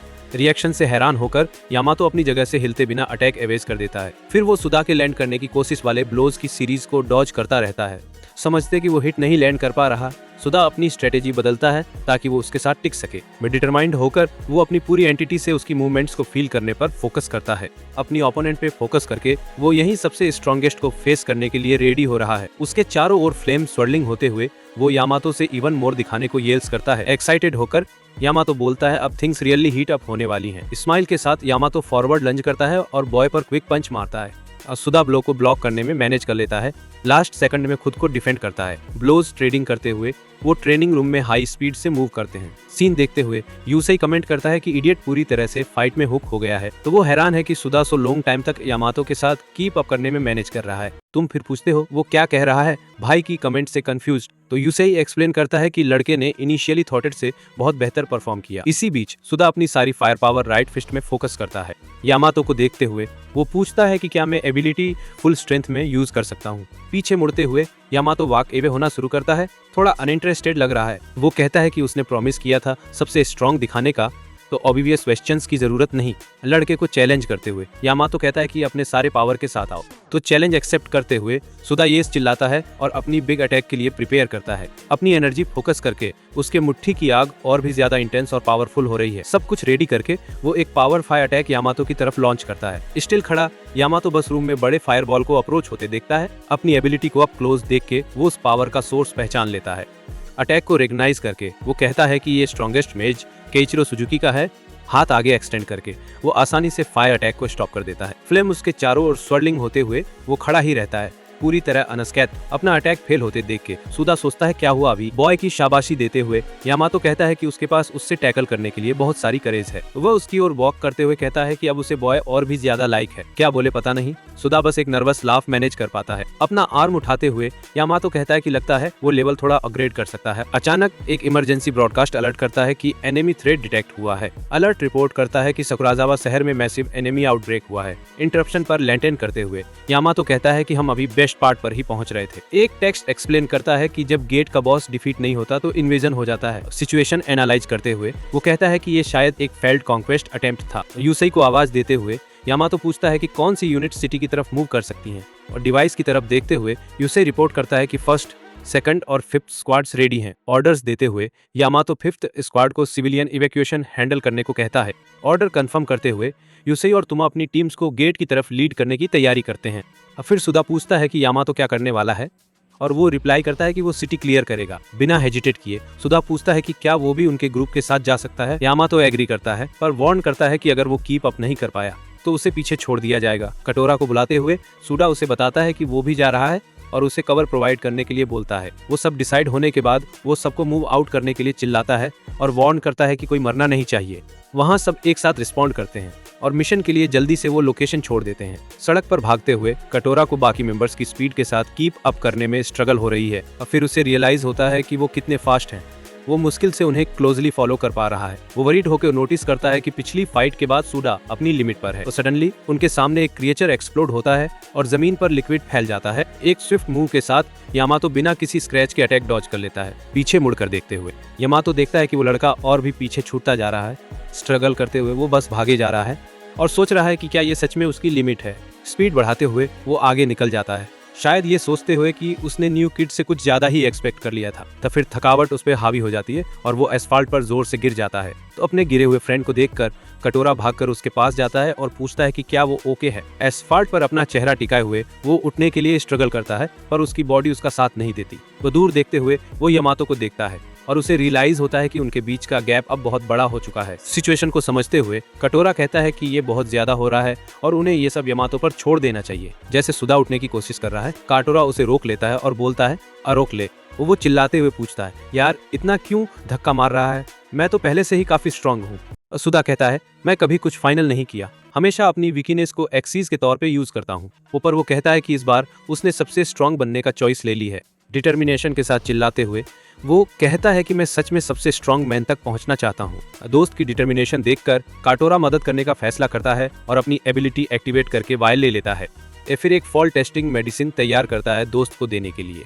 वायल देखते ही सुदा समझता है कि यह शायद आगे बढ़ने का उसका इकलौता चांस हो सकता है। वायल को हवा में थ्रो करते हुए कटोरा उसे जल्दी से पकड़ ले बोलता है। वो थोड़ी मुश्किल से सुदा वायल को गिरने से पहले पकड़ लेता है। कटोरा बताता है कि पोशन उसके पोटेंशियल को अनलीश करेगा और उसकी एबिलिटीज को बूस्ट करेगा। साइड इफेक्ट्स की चेतावनी देते हुए वो पूछता है कि सुदा सच में पोशन लेगा क्या। सीन बदलते ही यामातो सिटी में कॉम्बैट के बीच में कॉल रिसीव करता है। मास्टर्स से लड़ते हुए वो पूछता है सर्च पार्टी ने क्या फाइंड किया। यू गेट के पास यूसेई रिपोर्ट करता है कि बॉस अंदर नहीं है और बाहर निकल गया है। अब फिर यामातो उन्हें ऑर्डर देता है कि गेट से और कोई एनिमी बाहर न निकले। तो वो फोन पर इंफॉर्मेशन सुनता है, इन्वेडेड सिटी की सिचुएशन का एनालिसिस करता है। मॉन्स्टर ढूंढते ही उसे पता चलता है कि बॉस एक बड़ा भारी उग्र है। डिटरमाइंड यामातो कहता है कि वो बॉस को एक बार फॉल टैग डाउन करेगा। सडनली एक ब्राइट लाइट चमकती है जब वो अटैक की तैयारी कर रहा है। सिंगल पंच से वो उग्र को डे डाउन मारता है और पूरी तरह से डिस्ट्रॉय कर देता है। कफार अवे कटोरा यामातो के ब्लो से बनी डिस्ट्रक्शन ट्रेल को देख रहा है। असफाल्ट पे बैठा कटोरा किसी ऑब्जेक्ट के साथ फिडल करता है, पूरी सिचुएशन पे हंस रहा है। फ्रेंड को थैंक्स करके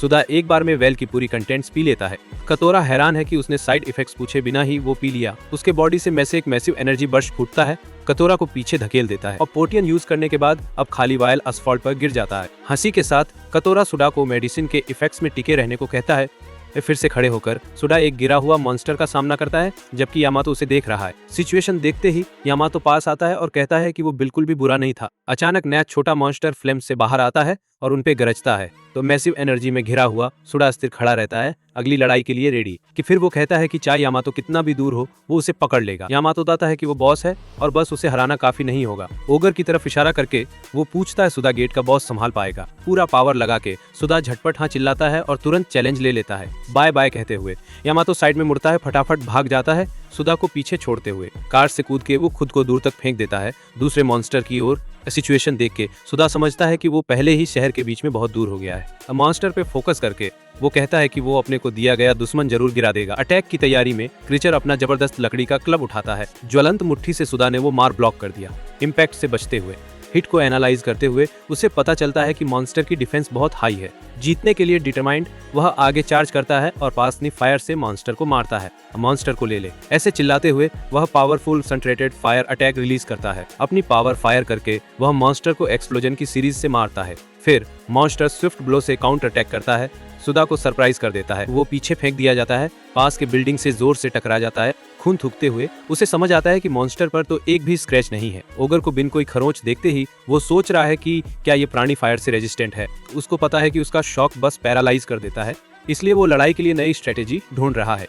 बिल्कुल डेस्परेट होकर वो इस बड़े मॉन्स्टर को हराने का तरीका सोचने की कोशिश कर रहा है। अचानक लड़ाई के बीच में उसके दिमाग में इंपॉर्टेंट मेमोरी उभर आती है और जब उसका बॉडी फुल फ्लेम्स में हो जाता है तो वो स्पिरिट के साथ हुई बातचीत याद करता है। पिछला याद करके तामाओ उसे चेतावनी देता है कि वो अपनी इनहेरिटेड एबिलिटीज पर ज्यादा भरोसा न करे। वो सुदा मान लेता है और स्पिरिट कहता है कि उसे पता है फायर हमेशा काम नहीं करेगा। तामाओ बताता है कि उसे डर था कि अचानक पावर से वो बहुत ज्यादा कोकी हो जाएगा। सावधानी के लिए स्पिरिट ने उसे एक जबरदस्त फिनिशिंग मूव सिखाने का फैसला किया। उसे याद आता है कि ये एक कमाल की टेक्निक है जिसे वो अब इस्तेमाल कर सकता है। क्या ये काम करेगा? इसको लेकर शंका उठाते हुए वह सुनता है कि स्पिरिट उसे सुनने को कह रहा है। तो तामाओ कहता है कि ये टेक्निक ऐसी लेवल की मास्टरी मांगती है जो सबसे स्ट्रॉन्ग भी नहीं रख पाते। तो सुदा फिर पूछता है कि वो कौन सी पावर टेक्निक है जो स्पिरिट उसे सिखाने वाला है। स्पिरिट समझाता है कि बस अपनी सारी ऑरा को एक ही अटैक में कंसंट्रेट करना पड़ता है। सुदा जवाब देता है कि वो हमेशा पूरा एफर्ट देता है, पर स्पिरिट उसे ठीक करता है। टेक्निक समझाते हुए वह कहता है कि सारी ऑरा को एक पॉइंट में इकट्ठा करना मुश्किल है, पर जो अपनी आत्मा पर महारत हासिल कर लेता है वो सामान्य से कहीं ज्यादा पावरफुल अटैक रिलीज कर सकता है। तमाओ चेतावनी देता है कि बैटल के बीच में इसे बहुत ज्यादा कंसंट्रेशन चाहिए। तो सुदा कहता है कि ये इम्पॉसिबल है, इसलिए स्पिरिट ने इसे प्रिकॉशन के तौर पर उसे सिखाया। वर्तमान में वापस सुदा न्यू टेक्निक को मॉन्स्टर पर यूज करने की तैयारी कर रहा है। आग के बीच खड़े होकर उसे सब कुछ साइलेंट लगता है और वो मुश्किल से अपना बॉडी फील कर पाता है। यामातो के खिलाफ अपनी लड़ाई याद करके उसे समझ आता है कि उसकी कंसंट्रेशन बहुत बढ़ गई है। इस न्यू परसेप्शन के साथ वह मानता है कि अब वह आखिरकार सीक्रेट टेक्निक यूज कर सकता है। ओगरे के फॉरवर्ड चार्ज को देखते हुए सुदा साइड में डॉज करता है, अटैक को अवॉइडिंग करता है। अब वो मॉन्स्टर पर पूरा दम लगाकर मारने का परफेक्ट ओपनिंग देख पा रहा है। दुश्मन की ओर कूदते हुए वो फिनिशिंग ब्लो के लिए अपनी मुट्ठी तैयार कर रहा है। आग और थंडर को मिलाकर वो ओगर के सिर पर जोरदार स्ट्राइक मारता है। अब वो स्ट्राइक मॉन्स्टर को लगती है और पावरों के कॉम्बिनेशन से उसे पूरी तरह पैरालाइज कर देती है। अपनी सारी एनर्जी कंसंट्रेट करके वो पैरालाइज दुश्मन पर फाइनल अटैक करता है। इलेक्ट्रिक शॉक का यूज करके वो जमीन पर पड़े विशाल क्रिएचर को पूरी तरह पैरालाइज कर लेता है। मॉन्स्टर के सामने वो फिनिशिंग ब्लो देने की तैयारी कर रहा है। दुश्मन की ओर इशारा करते हुए वो अपनी सारी एनर्जी राइट फिस्ट में चैनल कर देता है। फिर उसे याद आ गया वो टेक्निक का नाम जो वो यूज करने वाला है। वो पूरा दम लगाकर वो पैरालाइज्ड मॉन्स्टर के सिर पर एक धांसू पंच मारता है। आत्मा की दहाड़ छोड़ते हुए वो एक्सप्लोजन से मॉन्स्टर को उड़ा देता है। इम्पैक्ट की ताकत से ओगर का बॉडी पीछे की तरफ फेंक दिया जाता है। अटैक के बाद सुदा चुपचाप खड़ा रहता है, मलबे में नतीजा देखता हुआ। जमीन पर लेटे हुए मॉन्स्टर का बॉडी आग में घुलना शुरू हो जाता है। अपना हाथ देखकर उसे समझ आता है कि आखिरकार उसने खुद ही बैटल जीत ली। हंसी के साथ वो कहता है कि इससे वो यामातो के और थोड़ा करीब हो गया। उसके शरीर की सारी एनर्जी पूरी तरह से गायब होना शुरू हो गई। तो जब उसका शरीर कांप रहा था तो उसने जमीन पर खुद को थाम लिया, पैर पर टिके रहने की कोशिश में। बिल्कुल ताकत खत्म होते वो गिर पड़ा, जैसे पूरी एनर्जी उसके शरीर से निकल गई हो। चेतावनी याद करके वो सोच रहा है कि क्या ये पोटियन का साइड इफेक्ट है। अपने क्लब उठाते हुए मॉन्स्टर्स उस गिरते लड़के पर हमला करने की तैयारी कर रहे हैं। अब फिर वे उसके पास आकर एक साथ सब कुछ खत्म करने के लिए तैयार हो जाते हैं। गिरा हुआ और बेपावर अब वो दुश्मनों से पूरी तरह घिर गया है, हिल नहीं पा रहा। वो कहता है कि इससे बुरे टाइम पर ये नहीं हो सकता था। सीन बदलते हुए यामातो शहर के दिल में एक इनॉर्मस बिल्डिंग के सामने खड़ा है। ऊपर देखता हुआ वह कहता है कि ये स्ट्रक्चर वाकई में गिगेंटिक और इम्प्रेसिव है। हंसी के साथ वो कहता है कि ये उनके लिए एक ग्रेट रेफरेंस पॉइंट है। तैयारी करते हुए वह बिल्डिंग की टॉप की ओर अपसर्ट फोर्स से कूदता है। जैसे ही वह ऊपर जाता है वह शहर का इनक्रेडिबल व्यू देखता है जो अब मॉन्स्टर्स से ओवररन है। रूफ तक पहुंचते ही वह उसकी सतह पर दौड़ता है अपने प्लान की तैयारी में। फोन पर वह यूसेई से पूछता है कि टीमें पोजीशन में है या नहीं। यूसेई कंफर्म करता है, कहता है कि टीम 1 और टीम ने पहले ही पूरी टावर को सराउंड कर लिया है। रिपोर्ट के लिए उसका धन्यवाद करते हुए यामातो कॉल खत्म करता है और नीचे शहर को देखता है। अदृढ़ निश्चय के साथ वह कहता है कि आखिरकार हमला शुरू करने का टाइम आ गया है। अपनी पावर रिलीज करते हुए एक जबरदस्त ब्लू एनर्जी उसके शरीर से बाहर निकलना शुरू करती है। अब फिर वो एनर्जी तेजी से फैलती है, पूरी बिल्डिंग को ऊपर से नीचे तक कवर कर लेती है। सड़कों में फैलते हुए ये एबिलिटी पूरे आसपास के एरिया को इफेक्ट करती है। जमीन पर वापस आते ही सुधा के चारों और घिरे मॉन्स्टर्स एक साथ ध्वस्त हो जाते हैं। जमीन पर लेटे हुए सुधा बस देख सकता है कि एनिमीज उसकी आंखों के सामने गायब हो रहा था। अभी भी जमीन पर वह लड़ते रहने के लिए जद्दोजहद करता है, हार मानने से इनकार करता है। मुश्किल से उठते हुए वो पक्का कर लेता है कि इस जगह पर चाहे कुछ भी हो डेड नहीं होगा। ऑरक्स और गॉब्लिन्स की टोल उसके चारों ओर जमा हो जाती है। आसमान देखता है और देखता है कि बिजली के शॉवर शहर पर बरस रहे हैं। पूरी हैरान होकर वो सोचता है कि व्हाट द हेल, ये सब उसके आसपास हो रहा है। बिजली सभी मॉन्स्टर्स को पैरालाइज कर देती है जिससे वो बिल्कुल हिल नहीं पाते, पूरी तरह स्थिर रह जाते हैं। वो समझने की कोशिश में वो सोचता है कि क्या ये पास के किसी की एबिलिटी है। बिजली के झटके गिरते ही रहते हैं और इमारत के चारों ओर एक बड़ी एनर्जी सर्कल बना देते हैं। हाथ बढ़ाते हुए यामातो कहता है कि 5 किलोमीटर को कवर करने में थोड़ा टाइम लगा। मुट्ठी कसते हुए उसने अपनी क्षमता को एक्टिवेट किया ताकि वो वहां के सारे दुश्मनों को कैप्चर कर सके। सजा को अनलीश करते हुए उसने शहर के ऊपर एक बड़ी एनर्जी स्फीयर लॉन्च कर दी। तो मॉन्स्टर में से एक सीधे हेड ऑन हिट हुआ और अटैक से पूरी तरह डिसइंटीग्रेट हो गया। तो फिर बाकी सारे मॉन्स्टर्स डिस्ट्रॉय हो गए, एक ही पल में धूल में बदल गए। ब्लू एनर्जी फिर वैनिश हो गई और सुधा अकेला सड़क के बीच में खड़ा रह गया। कुछ समझे बिना वह बस शहर को देखता रहा जो अब पूरी तरह मॉन्स्टर्स से क्लियर हो गया था। धीरे धीरे उठते हुए उसने खुद को कंपोज किया और कहा कि अब सब ठीक है। आसपास देखता हुआ वह समझना शुरू करता है कि अभी क्या हुआ, उसका स्केल कितना बड़ा था। अपने दोस्तों को जश्न मनाते देख वह दूर से ही उस इनक्रेडिबल पावर की स्केल समझता है। तो फिर उसे पता चलता है कि औरा पूरे शहर में बेतरतीब नहीं छोड़ी गई थी, कि उस अटैक का मेन टारगेट वही ओगर था जिससे वो लड़ रहा था। कैसे रिएक्ट करे नहीं पता, सुधा बस थोड़ा अजीब हंसी निकाल पाता है। नजदीक आते हुए यामातो उसे बधाई देता है और कहता है कि लड़ाई में उसने ग्रेट जॉब किया। तो उनके बीच की डिस्टेंस बढ़ती दिखती है जो दिखाता है कि उसे अभी कितना आगे जाना है। एक्सहॉस्टेड सुधा गिर पड़ता है, लेकिन यामातो उसे ग्राउंड पर गिरने से पहले पकड़ लेता है। बच्चे को थामे हुए यामातो जो अभी हुआ उससे सरप्राइज लगता है। मास्टर के बचे हुए हिस्सों को देखते हुए उसे समझ में आता है कि ओगर पहले ही हार चुका था। तो वह याद करता है कि उसने सुधा को अकेला छोड़ दिया था और सोचता था कि वो नहीं करेगा, वास्तव में बॉस को हराएगा। बेहोश लड़के को अपनी बाहों में लेकर वह बस चुपचाप उसे देखता रहता है। हंसी के साथ यामातो कहता है कि सुधा देखना बहुत इंटरेस्टिंग है। न थामे हुए वह एक आवाज को अपना नाम पुकारते हुए सुनता है, लेकिन फिर भी सीधा आगे देखता रहता है। नजदीक आते ही एक आदमी कहता है कि यामातो हमेशा की तरह फ्लैशी है। तो फिर वह चेतावनी देता है कि एसोसिएशन यामातो के और यूज करने पर शिकायत करेगा। लड़के को होल्ड करते हुए यामातो बोला कि रिक्रूटमेंट के लिए ये परफॉर्मेंस जरूरी थी। और फिर कैप्टन ने पूछा कि क्या ये नया मेंबर है और यामातो ने उसका नाम कंफर्म कर दिया। लड़के को हैंडओवर करते हुए यामातो ने टीम 1 से कहा कि अब से इसका ख्याल रखना। डिसीजन से एग्री करते हुए कैप्टन ने रिवील किया कि वो खुद भी इस लड़के को मांगने ही वाला था। सीन चेंज होता है और सुधा की मॉम हॉस्पिटल बेड पे एक बुक पढ़ती हुई दिखती हैं। स्माइल करते हुए वो पढ़ती रहती हैं। तभी पीछे से एक आवाज आती है कि इस लड़के को पालना एक ड्यूटी है। अब बुक के अंदर एक पुरानी फोटो है जिसमें पूरी फैमिली साथ में काफी खुश लग रही है। सीरियस होकर देखते हुए वो आदमी कहता है कि ये एक ऐसी ड्यूटी है जो उसे हर हाल में पूरी करनी है। ट्रेनिंग फैसिलिटी पर टीम मेंबर्स अपनी एक्टिविटीज में बिजी हैं। अरीना में खड़े होकर सुडा अब टूमा के साथ अपनी ट्रेनिंग शुरू करने की तैयारी कर रहा है। एकदम सीरियस लुक के साथ टूमा उसके सामने खड़ा है, आने वाली फाइट के लिए बिल्कुल रेडी। अपनी एबिलिटी एक्टिवेट करते हुए वो चिल्लाता है और अपनी बॉडी को ट्रांसफॉर्म कर लेता है जो अब स्टील जैसी दिख रही है। चैलेंज एक्सेप्ट करते हुए सुडा सोल रोड टेक्निक यूज करने के लिए तैयार हो जाता है। इससे पहले कि वो अटैक कर पाए टूमा तेजी से आगे बढ़ता है और लड़के को पूरी तरह सरप्राइज कर देता है। तो फिर वो उसे वार्न करता है कि दुश्मन उसके अटैक के लिए रेडी होने का वेट नहीं करेंगे। एक जोरदार ब्लो मारते हुए वो सुडा को हिट करता है जो इस अटैक को डिफेंड नहीं कर पाता। जैसे ही वो उसके सिर पर मारता है टूमा उसे बोलता है कि उसका एम बहुत ऑब्वियस है। फाइट को याद करते हुए सुडा कहता है कि वो टेक्निक मॉन्स्टर के खिलाफ काफी सही वर्क कर गई। टूमा समझाता है कि पावरफुल मूव्स में उनकी पावर को बैलेंस करने के लिए काफी बड़े ओपनिंग्स होते हैं। अपनी रिकवरी के बारे में सोचते हुए वो कहता है कि कटोरा के पोषण का असर अब पूरी तरह खत्म हो चुका है। फिर टूमा समझाता है कि वो प्रॉब्लम सोल रो टेक्निक का एक साइड इफेक्ट थी, ये कहते हुए कि उसे और ट्रेनिंग की जरूरत है।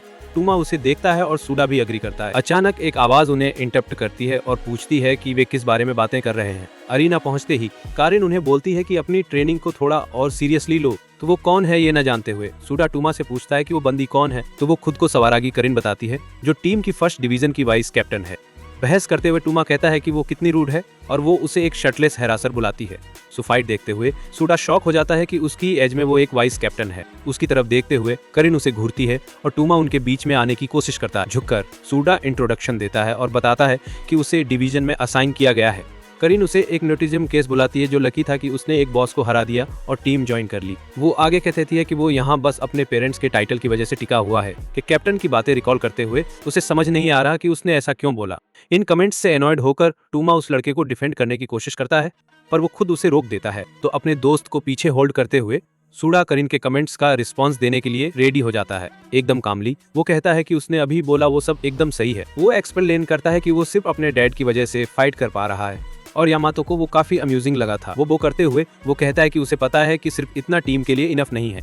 उसके एटीट्यूड से सरप्राइज्ड होकर करिन वंडर करती है कि इस लड़के को आखिर हुआ क्या है। उसके एटीट्यूड को प्रेज करते हुए वो उसे ट्रेन करने के लिए एग्री कर लेती है और सूडा उसे पागलों की तरह थैंक्स बोलता है। एक लंबी सांस लेकर उसने ट्रेनिंग एरिना का सीन चेंज करने के लिए बोला। तभी एरिना का फ्लोर ट्रांसफॉर्म हो गया और एक बड़े से हरे घास के मैदान में बदल गया। इस चेंज से इम्प्रेस होकर सूडा उस नीले आसमान वाले नए सीन को गौर से देखने लगा। तब फिर कारिन ने उसे वार्न किया कि उसकी ट्रेनिंग में स्पेशल एबिलिटीज का यूज होगा। सूडा ने कहा कि अगर ऐसा नहीं हुआ तो बहुत पैथेटिक लगेगा, इसलिए वो अपनी एबिलिटीज बिंदास यूज करे। तो उसने फिर कमेंट किया कि अगर ट्रेनिंग के चक्कर में उसे चोट लग गई तो सीन खराब हो जाएगा। वो चिढ़ के बोला कि वो सच में उसका दिमाग खराब कर रही है और फिर टूमा ने उसे डांट लगा दी। गुस्से में कारिन बोली कि रूल सिंपल है, यहाँ सब जायज है और अब उसे पक्का चोट लगने वाली है। सडनली जमीन से बहुत सारी मिट्टी ऊपर उठने लगती है। मिट्टी इकट्ठा होकर एक बड़ा स्फीयर बनाती है जो सूडा के चारों ओर फ्लोट करने लगता है। तो फिर वो मिट्टी का स्फीयर पूरी तरह बंद हो जाता है और उस लड़के को अंदर ट्रैप कर लेता है। हवा में फ्लोट करते हुए करिन पूछती है कि अब जब वो ट्रैप हो गया है तो वो क्या करेगा। बिना किसी वार्निंग के मिट्टी के स्फीयर में आग लग जाती है और वो हर तरफ से जलने लगता है। वो लपटों के बीच वो मिट्टी का स्फीयर कई टुकड़ों में शैटर हो जाता है। बिना किसी चोट के सूडा स्फीयर से बाहर निकलता है, जबकि जलते हुए चंक्स उसके चारों ओर गिर रहे होते हैं। और शांति से वॉक करते हुए वो कहता है कि करिन कितनी काइंड थी जो उसने इतनी सॉफ्ट बॉल बनाई। उसका रिएक्शन देखकर वो एकदम शॉक हो गई और उसे समझ ही नहीं आया कि आखिर हुआ क्या। एक चिड़ी हुई स्माइल के साथ वो उस लड़के पर फिर से अटैक करने के लिए रेडी हो जाती है। चिल्लाते कि उसे हल्के में ना ले, वो उसकी तरफ अपनी एक और एबिलिटी छोड़ती है। सूडा के पैरों के नीचे की जमीन एक दलदल में बदल गई। कब कर लिया तुझे, चिल्लाते हुए वो उस पर अटैक करने के लिए झपटी, जबकि वो जमीन में फंसा हुआ था। अपनी मुट्ठी भींचते हुए सूडा वहां से निकलने में कामयाब रहा और काउंटर अटैक के लिए एकदम रेडी हो गया। फिर दोनों एक दूसरे को टक्कर देने के लिए आगे बढ़े। अब वो इस ट्रेनिंग को काफी सीरियसली ले रहे थे। ये सब देखकर टूमा उन पर चिल्लाया कि भाई इतना ओवरबोर्ड जाना बंद करो। सिचुएशन से कंफ्यूज्ड सूडा को समझ नहीं आ रहा कि उन्होंने फाइट क्यों रुकवा दी। करिन ने भी अपना अटैक रोक दिया और अरीना के बाहर साइड में देखने लगी। एकदम सही टाइम पर आकर कैप्टन ने दोनों को पकड़ा और कहा कि अब बस बहुत हुआ। फिर उसने दोनों को साइड में फेंक दिया और वो अरीना के फ्लोर पर गिर गए। घास पे लेटे हुए वो दोनों अब सामने खड़े कैप्टन को देख रहे हैं। क्या हुआ ये सोचकर सूडा को समझ नहीं आ रहा कि उसे जमीन पर कैसे पटक दिया गया। उन्हें दिमाग ठंडा करने की सलाह देते हुए कैप्टन जमीन पर पड़े दोनों को देखकर स्माइल करता है। तो अपनी बात समझाने की कोशिश करते हुए करिन कहती है कि कैप्टन ने पूरी फाइट को मिसअंडरस्टैंड कर लिया। अपना परिचय देते हुए वह कहता है कि वो अमामी काकेरू है, टीम की फर्स्ट डिवीजन का कप्तान। सुधा जवाब देता है कि प्लेजर उसकी ही है, फिर भी सिचुएशन के बारे में थोड़ा अजीब फील कर रहा है। क्या उनके पास अतिरिक्त एनर्जी है, पूछते हुए कप्तान दोनों को घूरता है। नई मिशन देते हुए वह उन्हें डाउनटाउन में एक रेड गेट के बारे में बताता है। इमीडिएटली निकलेंगे, यह अनाउंस करते हुए वह नई एक्सप्लोरेशन को लीड करने की तैयारी करता है। शहर में चलते हुए ग्रुप नई रेड गेट के लोकेशन के पास पहुंचता है। फोन पकड़े हुए सुधा कहता है कि यही जगह होनी चाहिए। तो कप्तान कहता है कि उन्होंने गेट इतनी जल्दी ढूंढ ली, ये अच्छा है। करिन ने हाँ बोल दिया, आराम से हाथ फैलाते हुए, और सुधा को शर्म से ब्लश करवा दिया। सुधा फिर पूछता है क्या कैप्टन भी लास्ट इन्वेजन में था, कि वह जोड़ता कि उसका एक जान पहचान वाला कोटोरा इचिजो भी टीम में ज्वाइन कर लिया। कैप्टन बताता है कि 7वें डिवीजन का कैप्टन उसे रिक्रूट करने के लिए बहुत ज्यादा जिद्दी था। दूसरे डिवीजन का जिक्र सुनकर करिन नाराज होकर एक फ्रस्ट्रेटेड चिल्लाहट मारती है। तो फिर वो कहती है कि उसे उसके दोस्त के लिए सॉरी फीलिंग है, और सुधा पूछता है क्यों। सबको चुप रहने को कहते हुए कैप्टन उन्हें मिशन पर फोकस करने के लिए धक्का देता है। लोकेशन पर पहुंचते ही उन्हें सड़क के बीच में बड़ा रेड गेट मिलता है। तो सुधा हैरान है देख के कि लाल गेट के सामने एक और टीम खड़ी है। कैप्टन समझाता है कि रहवासी लोग शायद लोकल टीम को हेल्प के लिए बुला रहे होंगे। अपना परिचय देते हुए दूसरी टीम का आदमी पूछता है कि वो लोग कौन है। वह अपना परिचय अमामी के रूप में देता है, टेनरोस ऑन्स डिवीजन का कैप्टन। हैरान होकर लोग पूछती क्या वो सच में फेमस यामातो टीम से हैं। स्थिति समझाते हुए कैप्टन कहता है कि वो अनुरोध पर गेट की जांच करने आए हैं। नाराज होते हुए करीन चिल्लाती है कि वो भी एसोसिएशन के अनुरोध पर यहाँ है कि मैनेजर कहता है कि उन्हें लोकल रगों से सहायता के लिए एक फॉर्मल रिक्वेस्ट मिला है। करीन फिर बताती है कि रूल है कि जो पहली टीम आएगी वो लीड ले लेगी। कैप्टन हाँ में सिर हिलाते हुए कहती है मैं बिल्कुल सही हूँ कि पर वो कहता है कि हम बिना इन्वेस्टिगेट किए नहीं जा सकते क्योंकि ये डायरेक्ट रिक्वेस्ट थी। झुके हुए वो पूछता है कि हमें ज्वाइन कर लो, चाहे सिर्फ सपोर्ट के तौर पे ही हो। मैनेजर उन पर इल्जाम लगाता है कि वो लोकल एसोसिएशन को खुश करने के लिए डेस्परेट हैं। ऑफर को एक्सेप्ट करते हुए वो कहता है कि आ सकते हैं पर हमें उसके ऑर्डर्स फॉलो करने पड़ेंगे। सीन देखते हुए सुधा बस अपने कैप्टन को देखता है, चुप और सरप्राइज। करीन पूछती है कि कैप्टन इतनी दूर तक क्यों गई और वो उसे कहता है कूल रहो। स्माइल के साथ वो कहता है कि पीस बनाए रखने के लिए ये छोटा प्राइस है। उसकी स्माइल देख के करीन बस बोल नहीं पाई, सिर्फ सिचुएशन अनफोल्ड होते देख रही है। तो दूर से देख रहा सुधा सोचता है कि कैप्टन बहुत ही दयालु और कूल पर्सन है। कैप्टन को देख के सुधा नर्वस लग रहा है अनफोल्डिंग सिचुएशन के बारे में। डिटरमाइंड लुक के साथ कैप्टन उन्हें बोलता है कि इंटरव्यू करने के लिए रेडी हो जाओ। अदर टीम को इन होते देख के कैप्टन कहता है कि उसको बॉर्ड फीलिंग है। गेट के अंदर एक आदमी कमेंट करता है कि उनका कैप्टन डिसअपॉइंटमेंट है। मैनेजर कहता है कि डंजियन को कंकरिंग उसके टैगिंग अलोंग होने से उनकी रेपुटेशन बूस्ट करेगा। सोच रहा था कि वो फेमस टीम यूज करेगा। वो गेट में स्माइल लेकर एंटर करता है। अचानक एंटर करते ही वो आर्म्ड नाइट्स की हॉर्ड से कन्फ्रंट हो जाता है। सर्वराउंडेड वो अपने मेन के लिए ऑर्डर्स चिल्लाता है जो भी शॉक्ड है। साइड सुधा सिचुएशन देख रहा है और इमिनेंट डेंजर फील कर रहा है। सीन देख के कैप्टन कहता है कि वो एनिमीज दूसरों से स्ट्रॉन्गर हैं। वो ऐडता है कि उसे वोरी था कि कुछ ऐसा हो सकता है। एक गेट की डिफिकल्टी ह्यूमनिटी को पता लिमिट्स को सरपास कर सकती है। मैं गेट के अंदर मेन में से एक नाइट के अटैक से स्क्रीम करता है। इसे के करीना भरती है और कहती है वो लोग इतना टफ नहीं है यार। उसी मोमेंट पर सुधा अपनी एबिलिटी एक्टिवेट करता है, मदद के लिए जंप करने को रेडी। चार्जिंग फॉरवर्ड सुधा नाइट्स को डिफीट कर देता है, हॉर्ड में पाथ क्लियर कर देता है। इसे देख के नाइट स्टन होते हैं और नए एनिमी की तरफ फेस करते हैं जो अभी आया है। क्लोजर होते हुए सुधा उस आदमी से पूछता है कि अटैक के बाद वो ठीक है या नहीं। करीन रिमार्क्स करती है कि वो सिर्फ फ्लेक्स से मदद करने के लिए मूव किया लगता है। कैप्टन फिर एक्सप्लेन करता है कि उसका गोल है कि वो ऐसा बनना चाहता है जो किसी को भी डाई नहीं होने दे। उसके गोल के बारे में सुन के करीन साइलेंट हो जाती है, बस डिस्टेंस से फाइट देख रही है। वो कहती है कि वो एक इम्पॉसिबल ड्रीम है और कैप्टन भी मानता है कि वही है, पर वो कहता है कि चाहे वो एक डिस्टेंट ड्रीम हो, सुधा कभी भी ट्राई करने में हिचकिचाता नहीं। तो फिर कैप्टन पूछता है करीन से इस सब में उसका गोल क्या है। वो पूछता है कि ये सफल होने के लिए है या अपनी उम्र के दूसरों में अलग दिखने के लिए। इसी बीच दूसरी टीम का मैनेजर नाइट से बचने की कोशिश में जूझ रहा है। कैसे जवाब दे पता न चलने के कारण करीन बस वहीं खड़ी है, एक भी शब्द कह नहीं पाती। तो पिछले को याद करके वो खुद को एक ध्वस्त शहर में एक फॉलन गर्ल के साथ देखती है। जमीन पर लेटे हुए वो उनसे विनती करती है कि वो भी उसे प्लेयर बना दे। रोते रोते वो कहती है मैं नहीं चाहती कोई कभी भी ऐसा फील करे। वर्तमान में वापस वो अपनी मुट्ठी कस लेती है, उस याद से गुस्सा फील कर रही है। इसी वक्त सुधा के पीछे एक बड़ा नाइट दिखता है, अपनी तलवार से उसे मारने को रेडी है। अपनी एबिलिटी यूज करके करीन एक स्टोन पिलर बनाती है जो अटैक ब्लॉक कर देता है। तो फिर वो नाइट की आर्म तोड़ देती है ताकि वो फिर से अटैक न कर पाए। एनिमी की चिल्लाहट सुन के सुधा घुमा अनएक्सपेक्टेड मदद देख के हैरान हो गया। फ्यूरी में करीन चिल्लाती है मैं पूरी तरह से सब कुछ से एंग्री हूँ। तो वो कहती है मैं खुद से एंग्री हूँ क्योंकि अपने गोल्स भूल गई। कैप्टन फिर पूछता है तू इस बैटल में किसी को डाई नहीं होने देगी क्या। तो सुधा को चिल्लाते हुए कसलो मत हो, वो उसे रियल फाइट में बुलाती है और सब तैयार होते ही ग्रुप आगे बढ़ता है नाइट्स की हॉरर से लड़ने के लिए। अपनी एबिलिटी यूज करके करीन जमीन से स्टोन क्रिस्टल्स उभारी है। क्रिस्टल्स जल्दी जल्दी बढ़ते हैं अगले बैटल की तैयारी में उनके सामने वाले एनिमीज पर अटैक करने के लिए। स्पाइक्स रिलीज करके वो उन्हें हाई स्पीड से नाइट्स की तरफ फायर करती है। अटैक नाइट की आर्मर को हिट करता है पर उनकी प्रोटेक्शन को पियर्स नहीं कर पाता। रिजल्ट देख के वो शॉक हो गई, उसे बिलीव ही नहीं हो रहा कि उसका अटैक उनपे काम नहीं किया। डिस्ट्रैक्शन का फायदा उठाते हुए सुधा ने अपनी शॉक एबिलिटी से एक नाइट को स्ट्राइक किया तो अटैक ने क्रीचर को पैरालाइज कर दिया, जिससे उसे काउंटर अटैक करने का एक चांस मिल गया। ओपनिंग देखते ही वो नाइट को हराने के लिए अपनी फ्लेम्स यूज करने की तैयारी करता है। हेल फायर छोड़ते हुए उसने होड पे एक मैसिव एक्सप्लोजन लॉन्च किया। नाइट्स को हेड ऑन हिट लगी, उनकी बॉडीज फ्लेम्स से कवर हो गई। कुछ ही मोमेंट्स में एनिमीज का पूरा अटैक से कम्प्लीटली इंसिनरेट हो गया। अटैक के बाद कैरन और कैप्टन साइलेंस में रिजल्ट देखते हैं। सुधा को तब रियलाइज होता है कि उनका डिफेंस ब्रेक करने के लिए बहुत हाई है, तो उसे पता है कि उसका ओरा ज्यादा देर नहीं टिकेगा। तभी वो और भी नाइट्स को अप्रोच करते हुए देखता है। क्लोजली देखने पर सुधा को उस होड के बीच में कुछ स्ट्रेंज नोटिस होता है। कैरन को देखने के लिए बोलकर वो पीछे की तरफ एक डिफरेंट नाइट को पॉइंट करता है। तो उस नाइट को देखकर उसे रियलाइज होता है कि उसका ओरा बाकी सबसे ज्यादा स्ट्रॉन्ग है। एक स्माइल के साथ कैरन कहती है कि ये उस होड के बीच में बहुत ज्यादा स्टैंड आउट कर रहा है। तो फुल डिटर्मिनेशन के साथ वो कहती है कि वो सब एक साथ फुल फोर्स से उस पर अटैक करेंगे। वो एनिमी पर अपनी सबसे पावरफुल एबिलिटीज अनलीश करने के लिए रेडी हो जाते हैं।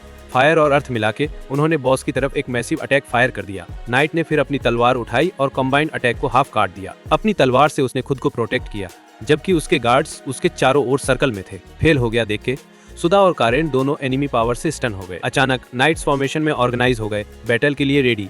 और सुधा हैरान होकर सोचता है कि क्या इन क्रीचर्स में ऑर्गेनाइज करने की इंटेलिजेंस है, और फिर उसे समझ आया कि ये मॉब से कम और आर्मी से ज्यादा है।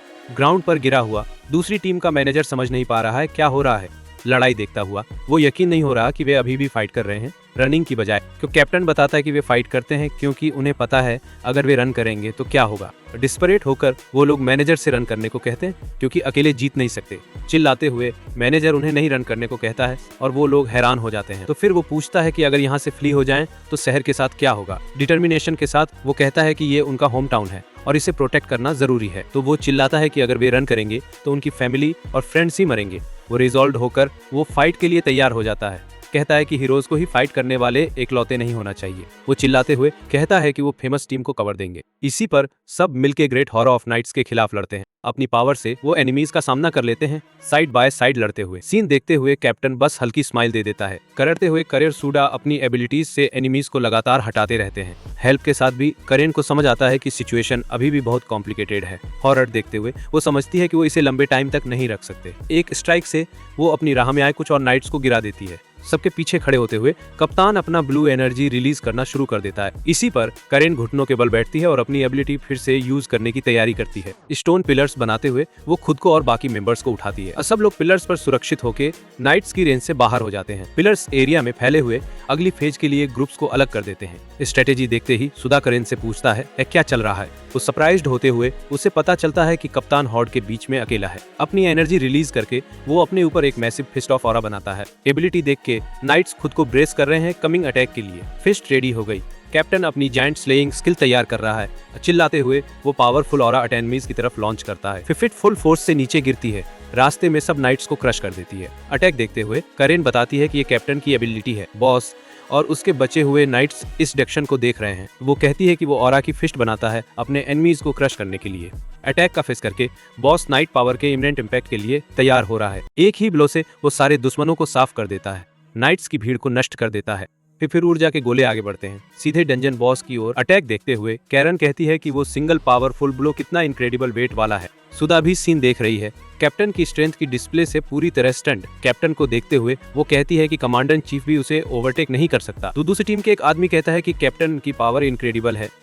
एक हाथ उसके कंधे को टच करता है और वो मुड़कर देखता है कि वो कौन है। उसके पीछे प्रकट होकर एक बड़े उम्र का आदमी कहता है कि उसने जीत ली। टेना टीम के लड़के अपने कैप्टन के लिए चिल्लाते हुए सीन खुलते देख रहे थे। आर्मर को देखते हुए सुधा कहती है कि कैप्टन की एबिलिटी वाकई में जबरदस्त है। तो वो समझाता है कि ये सिर्फ एक ब्रूट फोर्स एबिलिटी है जिसमें ज्यादा वर्सेटिलिटी नहीं है। ककारेन को देखते हुए वो कहता है कि उसकी एबिलिटी बहुत ज्यादा कॉम्प्लेक्स है। अपने पापा की एबिलिटी से तुलना करते हुए वो कहता है कि उसकी अपनी एबिलिटी काफी इनकन्वीनियंट है।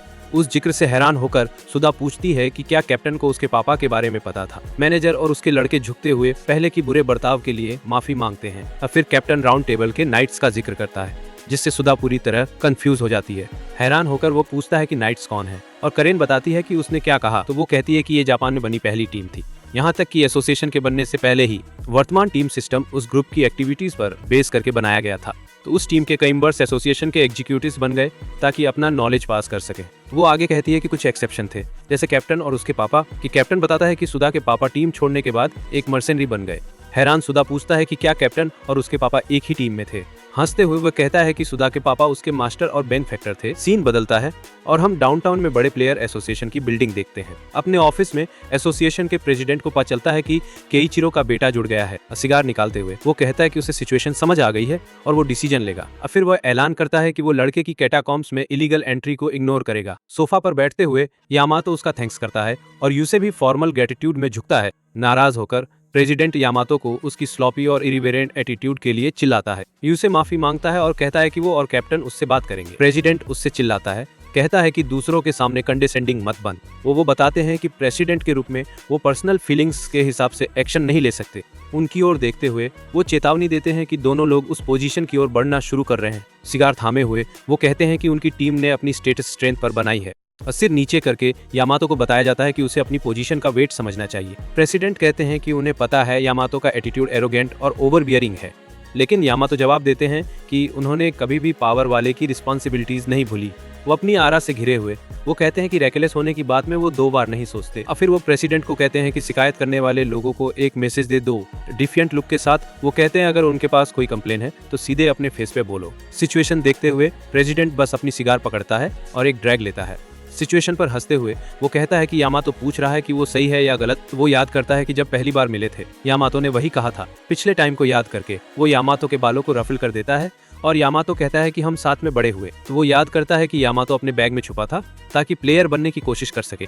गुस्से में आकर वो लड़के पर चिल्लाता है और लड़का फर्श पर गिर जाता है। रिएक्शन से हैरान होकर उस पर चिल्लाते हुए वो पूछता है कि क्या लड़का ऐसे खतरनाक जगह में मरना चाहता है। तो फिर वो कहता है कि मैं अभी भी स्टूडेंट हूँ और सही गलत नहीं बता पाता। खांसते हुए युवा काकेरू कहता है कि अब वह राइट एंड रॉन्ग पर सवाल नहीं करता। दृढ़ निश्चय से चिल्लाते हुए वह आदमी से शिकायत बंद करने और उसे साथ ले जाने की डिमांड करता है। उसकी जिद से परेशान होकर आदमी फिर से लड़के को एस्कॉर्ट करने के लिए तैयार हो जाता है। इसी बीच केइचिरो इंटरवेन करके दूसरे आदमी को बताता है कि लड़का सीरियस है। गिरते हुए लड़के को हाथ बढ़ाते हुए वह पूछता है तू ओके है क्या। अपने आप को सुजुकी केइचिरो इंट्रोड्यूस करके वह युवा आदमी का नाम पूछता है। आदमी की ओर लुक अप करके लड़का एक पल के लिए उसे घूरता है, फिर जवाब देता है। आउटस्ट्रेच्ड हाथ पकड़ते हुए वह केइचिरो को टेंकाई काकेरू के रूप में फॉर्मली इंट्रोड्यूस करता है। वापस अभी के टाइम में कप्तान बता रहा है कि वो यामातो, यूसेई और टुमा साथ साथ ग्रो अप हुए। हंसते हंसते वो समझा रहा है कि अनाथालय डेप्थ में था और उसे कुछ करना ही पड़ा। फिर वो बताता है कि वही केइचिरो था जिसने उस मुश्किल टाइम में उसे रिच आउट किया। तो कहानी सुन के सुधा थोड़ा और समझने अपने लेट फादर के बारे में। हंसी के साथ वो कप्तान से कहता है कि उसके फादर की और भी स्टोरीज सुनाए। अचानक ब्राइट लाइट फ्लैश होती है।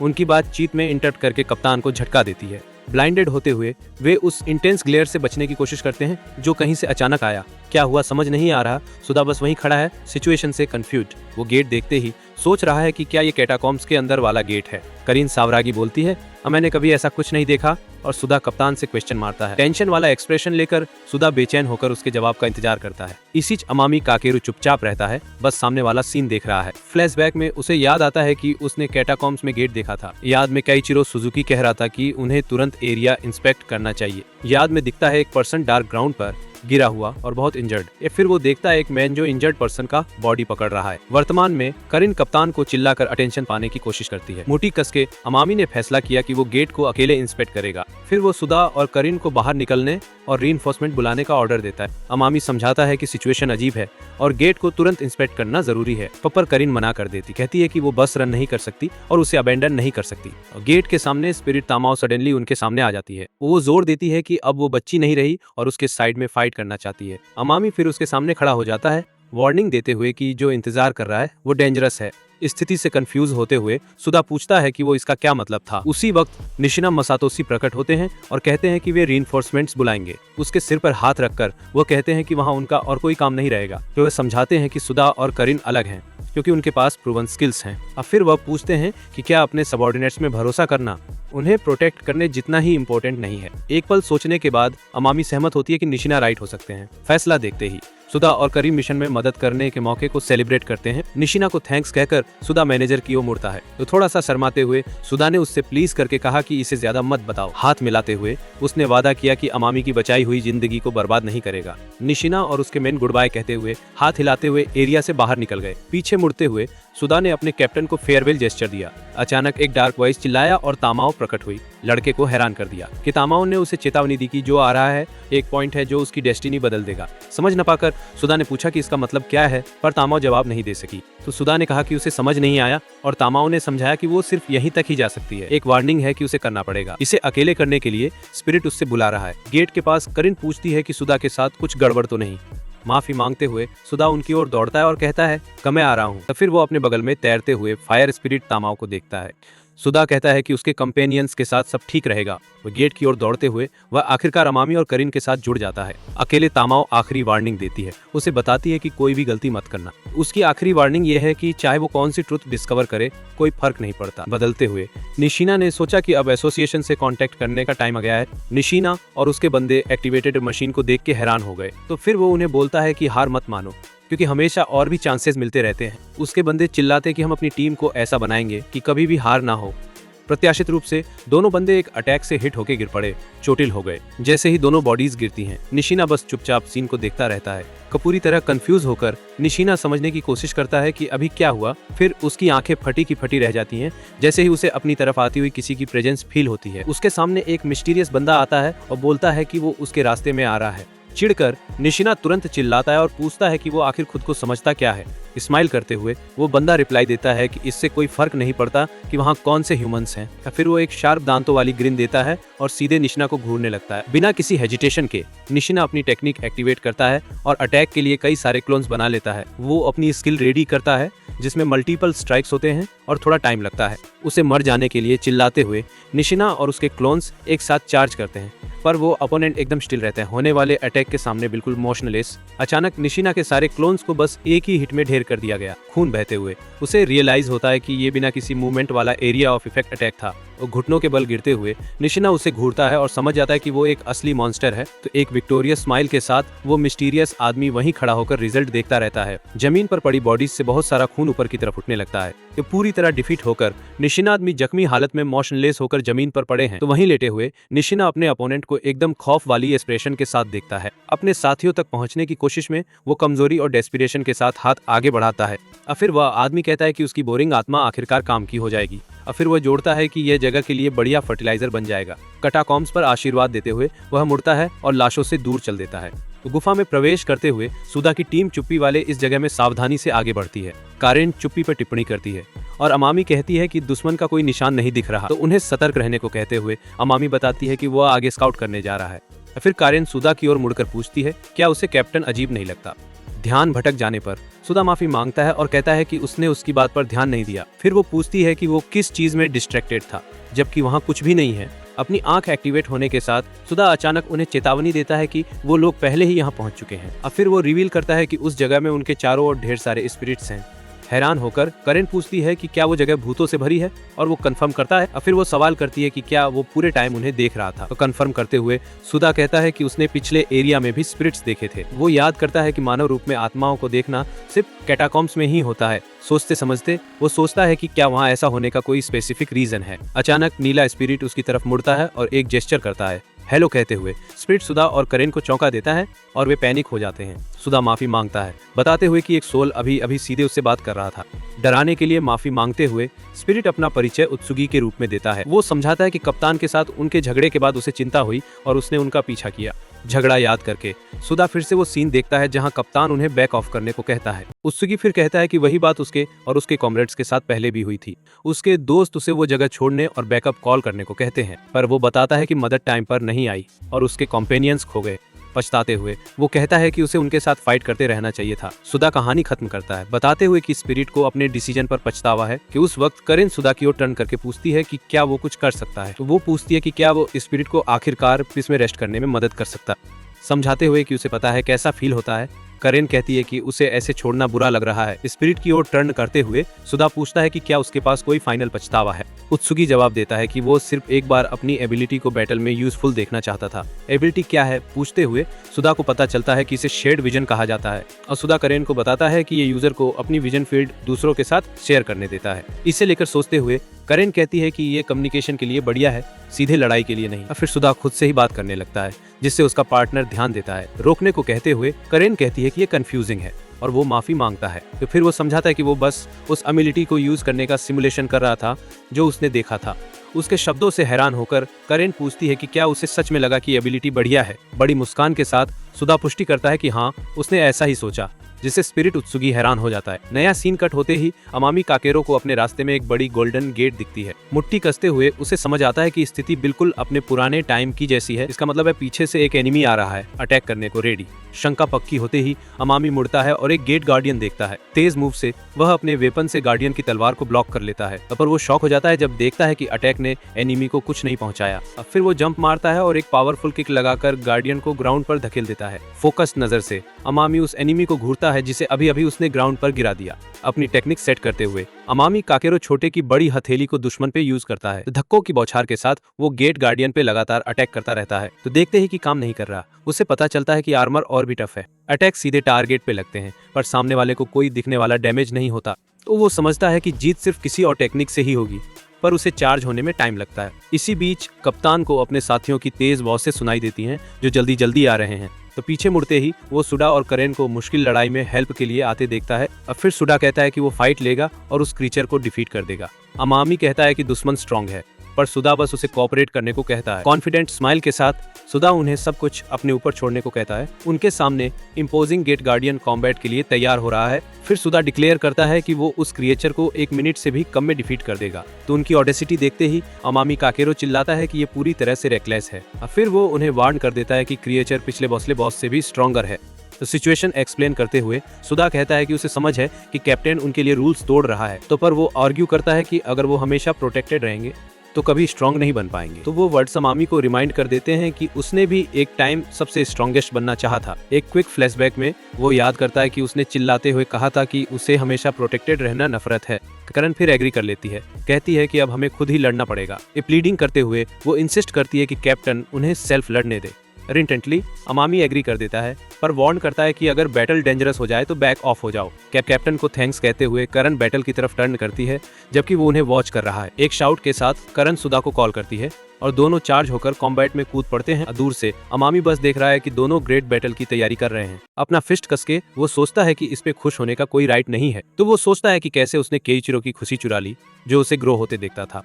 तो करण एनिमी के सामने खुद को पोजीशन कर लेती है, अपनी अगली अटैक स्किल की तैयारी करती हुई। वे करण एनिमी से सीधे गुफा की फर्श से बड़े भारी क्रिस्टल बनाती है। अपनी एबिलिटी से वो गार्डियन के पैर को फिक्स तरीके से ट्रैप कर लेती है। असुदा फिर उन क्रिस्टल्स को फुटहोल्ड बना लेता है और एनिमी की तरफ दौड़ता है। अपर गार्डियन रिएक्ट करता है, अपने फुट से एक क्रिस्टल रेस्टोरेंट को शैटर कर देता है। फिर वो अपने फिस्ट से बाकी बाइंडिंग क्रिस्टल्स को स्मैश कर देता है। डिस्ट्रैक्शन का फायदा उठाते हुए सुदा गार्डियन पे फ्लेमिंग पंच मारने की तैयारी कर रहा है। वो आगे धक्का मारता है और आर्मर की चेस्ट पे पावरफुल ब्लो मारता है। एक मैसिव एक्सप्लोजन कराते हुए पंच गार्डियन को फुल फोर्स से मारता है। इम्प्रेस्ड होते हुए अमामी कहती है कि उनका कोऑर्डिनेशन बढ़िया है, पर आउटकम के बारे में अभी भी वॉरिड है। कि फिर वो सोचता है कि क्या उनके पास मॉन्स्टर को असली में डिफीट करने के लिए पर्याप्त पावर है। धुएं के बीच गार्डियन अभी भी खड़ा है, दिखा रहा है कि अभी भी ऑपरेशनल है। तो फिर वो पूरी तरह से खुद को क्रिस्टल से फ्री कर लेता है जो उसके पैर को ग्राउंड में पिन कर रहे थे। मोड़ते हुए गार्डियन अब अपना अटेंशन सीधे करेन पर फोकस कर रहा है। डिटरमाइंड करेन बस इट डाउन घूरती है, तैयार है मुश्किल बैटल जारी रखने को। तो उसकी आई ग्लोज फ्लेम्स के बीच अपने टारगेट पर इंटेंसली एम कर रही है। अमंग द फ्लेम्स सुदा continues his direct assault on the gate guardian. Swift move से Guardian uses its sword to create a large crystal. It then uses the crystal edge, a shield to defend against Sudaka attack. Even with the shield, Sudaka fist continues to press forward towards enemy. In a barrage of blows, Suda relentlessly attacks crystal shield, intensely staring. Guardian बस watches that fail to reach it. वो जमीन पे धांसू ठोकर मारता है, बाकी crystal shield को टुकड़े टुकड़े कर देता है। बिना हिचकिचाए गार्डियन आगे बढ़ता है, सुदा को अपनी स्वॉर्ड से मारने की तैयारी में। अचानक एक क्रिस्टल एरो उसके आर्मर में लग जाता है और वो पूरी तरह रुक जाता है। हैरान होकर अमामी कहता है कि इम्प्रेसिव शब्द भी उसके देखे को बयां करने के लिए काफी नहीं है। तो वो शॉक्ड है, बोल रहा है कि वो लगभग परफेक्ट सिंक्रोनाइज हैं। हंसी के साथ सुदा कहता है बेसिक तो पिछले एनिमी जैसा ही है। तो उसकी फ्लेमिंग आंखें एक्टिवेट हो जाती हैं, पूरी तरह गार्डियन को एनालाइज कर लेती हैं। वो समझता है कि आर्मर परफेक्ट डिफेंस जैसा लग रहा है, पर इसमें वीक पॉइंट्स हैं। स्ट्रेटेजी समझाते हुए वो कहता है कि जब हम वीक पॉइंट्स पे मारते हैं उसकी डिफेंस शिफ्ट हो जाती है। तो वो बताता है कि एनिमी हर नई ब्लो के साथ अपना वीक पॉइंट बदलता है, इसलिए वो कहता है कि हर बार नया वल्नरेबल स्पॉट टारगेट करेंगे। करीन फिर हंसते हुए कहती है कि सिर्फ सुदा ही वो वीकनेस देख सकता है। उस पर वो एक बड़ा क्रिस्टल वॉल बनाती है गार्डियन की एडवांस को ब्लॉक करने के लिए। क्रिस्टल के खिलाफ लीन होते हुए वो एनिमी को कॉन्फिडेंट गेज से देखती है। फिर वो कहती है अगर वो देख पाती तो सीधे वीक पॉइंट पे अटैक कर देती। शेयर्ड विजन यूज करके सुदा करीन को ठीक ठीक दिखाता है जो वो देख रहा है। विजन एक्टिव है, वो अगली जॉइंट अटैक की तैयारी कर रहा है। एनिमी को फेस करते हुए सुदा डिसाइसिव फायर स्ट्राइक के लिए पोजीशन ले रहा है। ग्राउंड पर क्राउचिंग करते हुए करीन गार्डियन के खिलाफ यूज करने के लिए न्यू टेक्निक तैयार कर रही है। सडनली गार्डियन खुद को थिक क्लाउड ऑफ डस्ट से सराउंडेड पाता है। स्माइलिंग करीन कहती है कि वो यहाँ बस एक मोडेस्ट और हम्बल मैडन है। वो एड्स करती है कि सही मोमेंट पर एमवीपी को शाइन करने देना बिल्कुल नेचुरल है। ब्लाइंडेड गार्डियन उस सैंडस्टॉर्म में लूज्ड हो जाता है जो उसने क्रिएट किया था। चांस को सीजिंग करके सुदा फाइनल ब्लो डिलीवर करने के लिए अपनी फिस्ट रेडी कर रहा है, चिल्लाते हुए कि इसे क्रश कर दो। करीन सुडा को अपनी पूरी स्ट्रेंथ यूज करने के लिए एनकरेज करती है। एक पावरफुल स्ट्राइक के साथ सुडा गार्डियन के वीक स्पॉट पे डायरेक्ट हिट मारता है। जब डस्ट सेटल होती है करीन खुद को एक्सप्लोजन के इम्पैक्ट से शील्ड करती है। एक विक्टोरियस स्माइल के साथ वो सुडा को विंक करती है, अपना कॉन्फिडेंस दिखाते हुए। वो ब्लो गार्डियन को डेड ऑन हिट करता है, जिससे एक हाई इंपैक्ट एक्सप्लोजन होता है। ग्राउंड पर लैंड करते हुए सुडा अपने सक्सेसफुल फाइनल अटैक का रिजल्ट ऑब्जर्व करता है। अपनी विजन अभी भी एक्टिव रखते हुए सुडा कमेंट करता है कि जीतने में एग्जैक्टली 1 मिनट लगा। बैटल के बाद वो मुड़ता है और स्पिरिट उत्सुकी की तरफ देखता है। सुडा फिर उसे बोलता है कि उन्होंने उसकी लास्ट विश पूरी कर दी। सुडा उसे थैंक्स बोलता है और कहता है कि ये सब उसकी एबिलिटी की वजह से हुआ। ये सुनकर स्पिरिट उत्सुकी सुडा की बातों से काफी मूव हो जाता है। वहाँ बोल के कंफर्म करते हुए दोनों फिर एक फिस्ट बम्प करते हैं। एक सिस्टम विंडो पॉप अप होती है जो बताती है कि उत्सुकी का रिग्रेट रिजॉल्व हो गया है। कंप्लीशन की कंडीशन रिवील होती है जो थी एबिलिटी यूज करना। तो फिर सिस्टम अनाउंस करता है कि उसकी एबिलिटी सुडा इनहेरिट करेगा। सुडा को थैंक्स बोलते हुए स्पिरिट कहता है कि अब उसे कोई रिग्रेट नहीं है। उत्सुकी ने कारेन और कैप्टन दोनों को भी थैंक्स कहा, जिससे दोनों ही हैरान रह गए। तो कारेन ने फिर कहा कि उसने बहुत कुछ सीखा,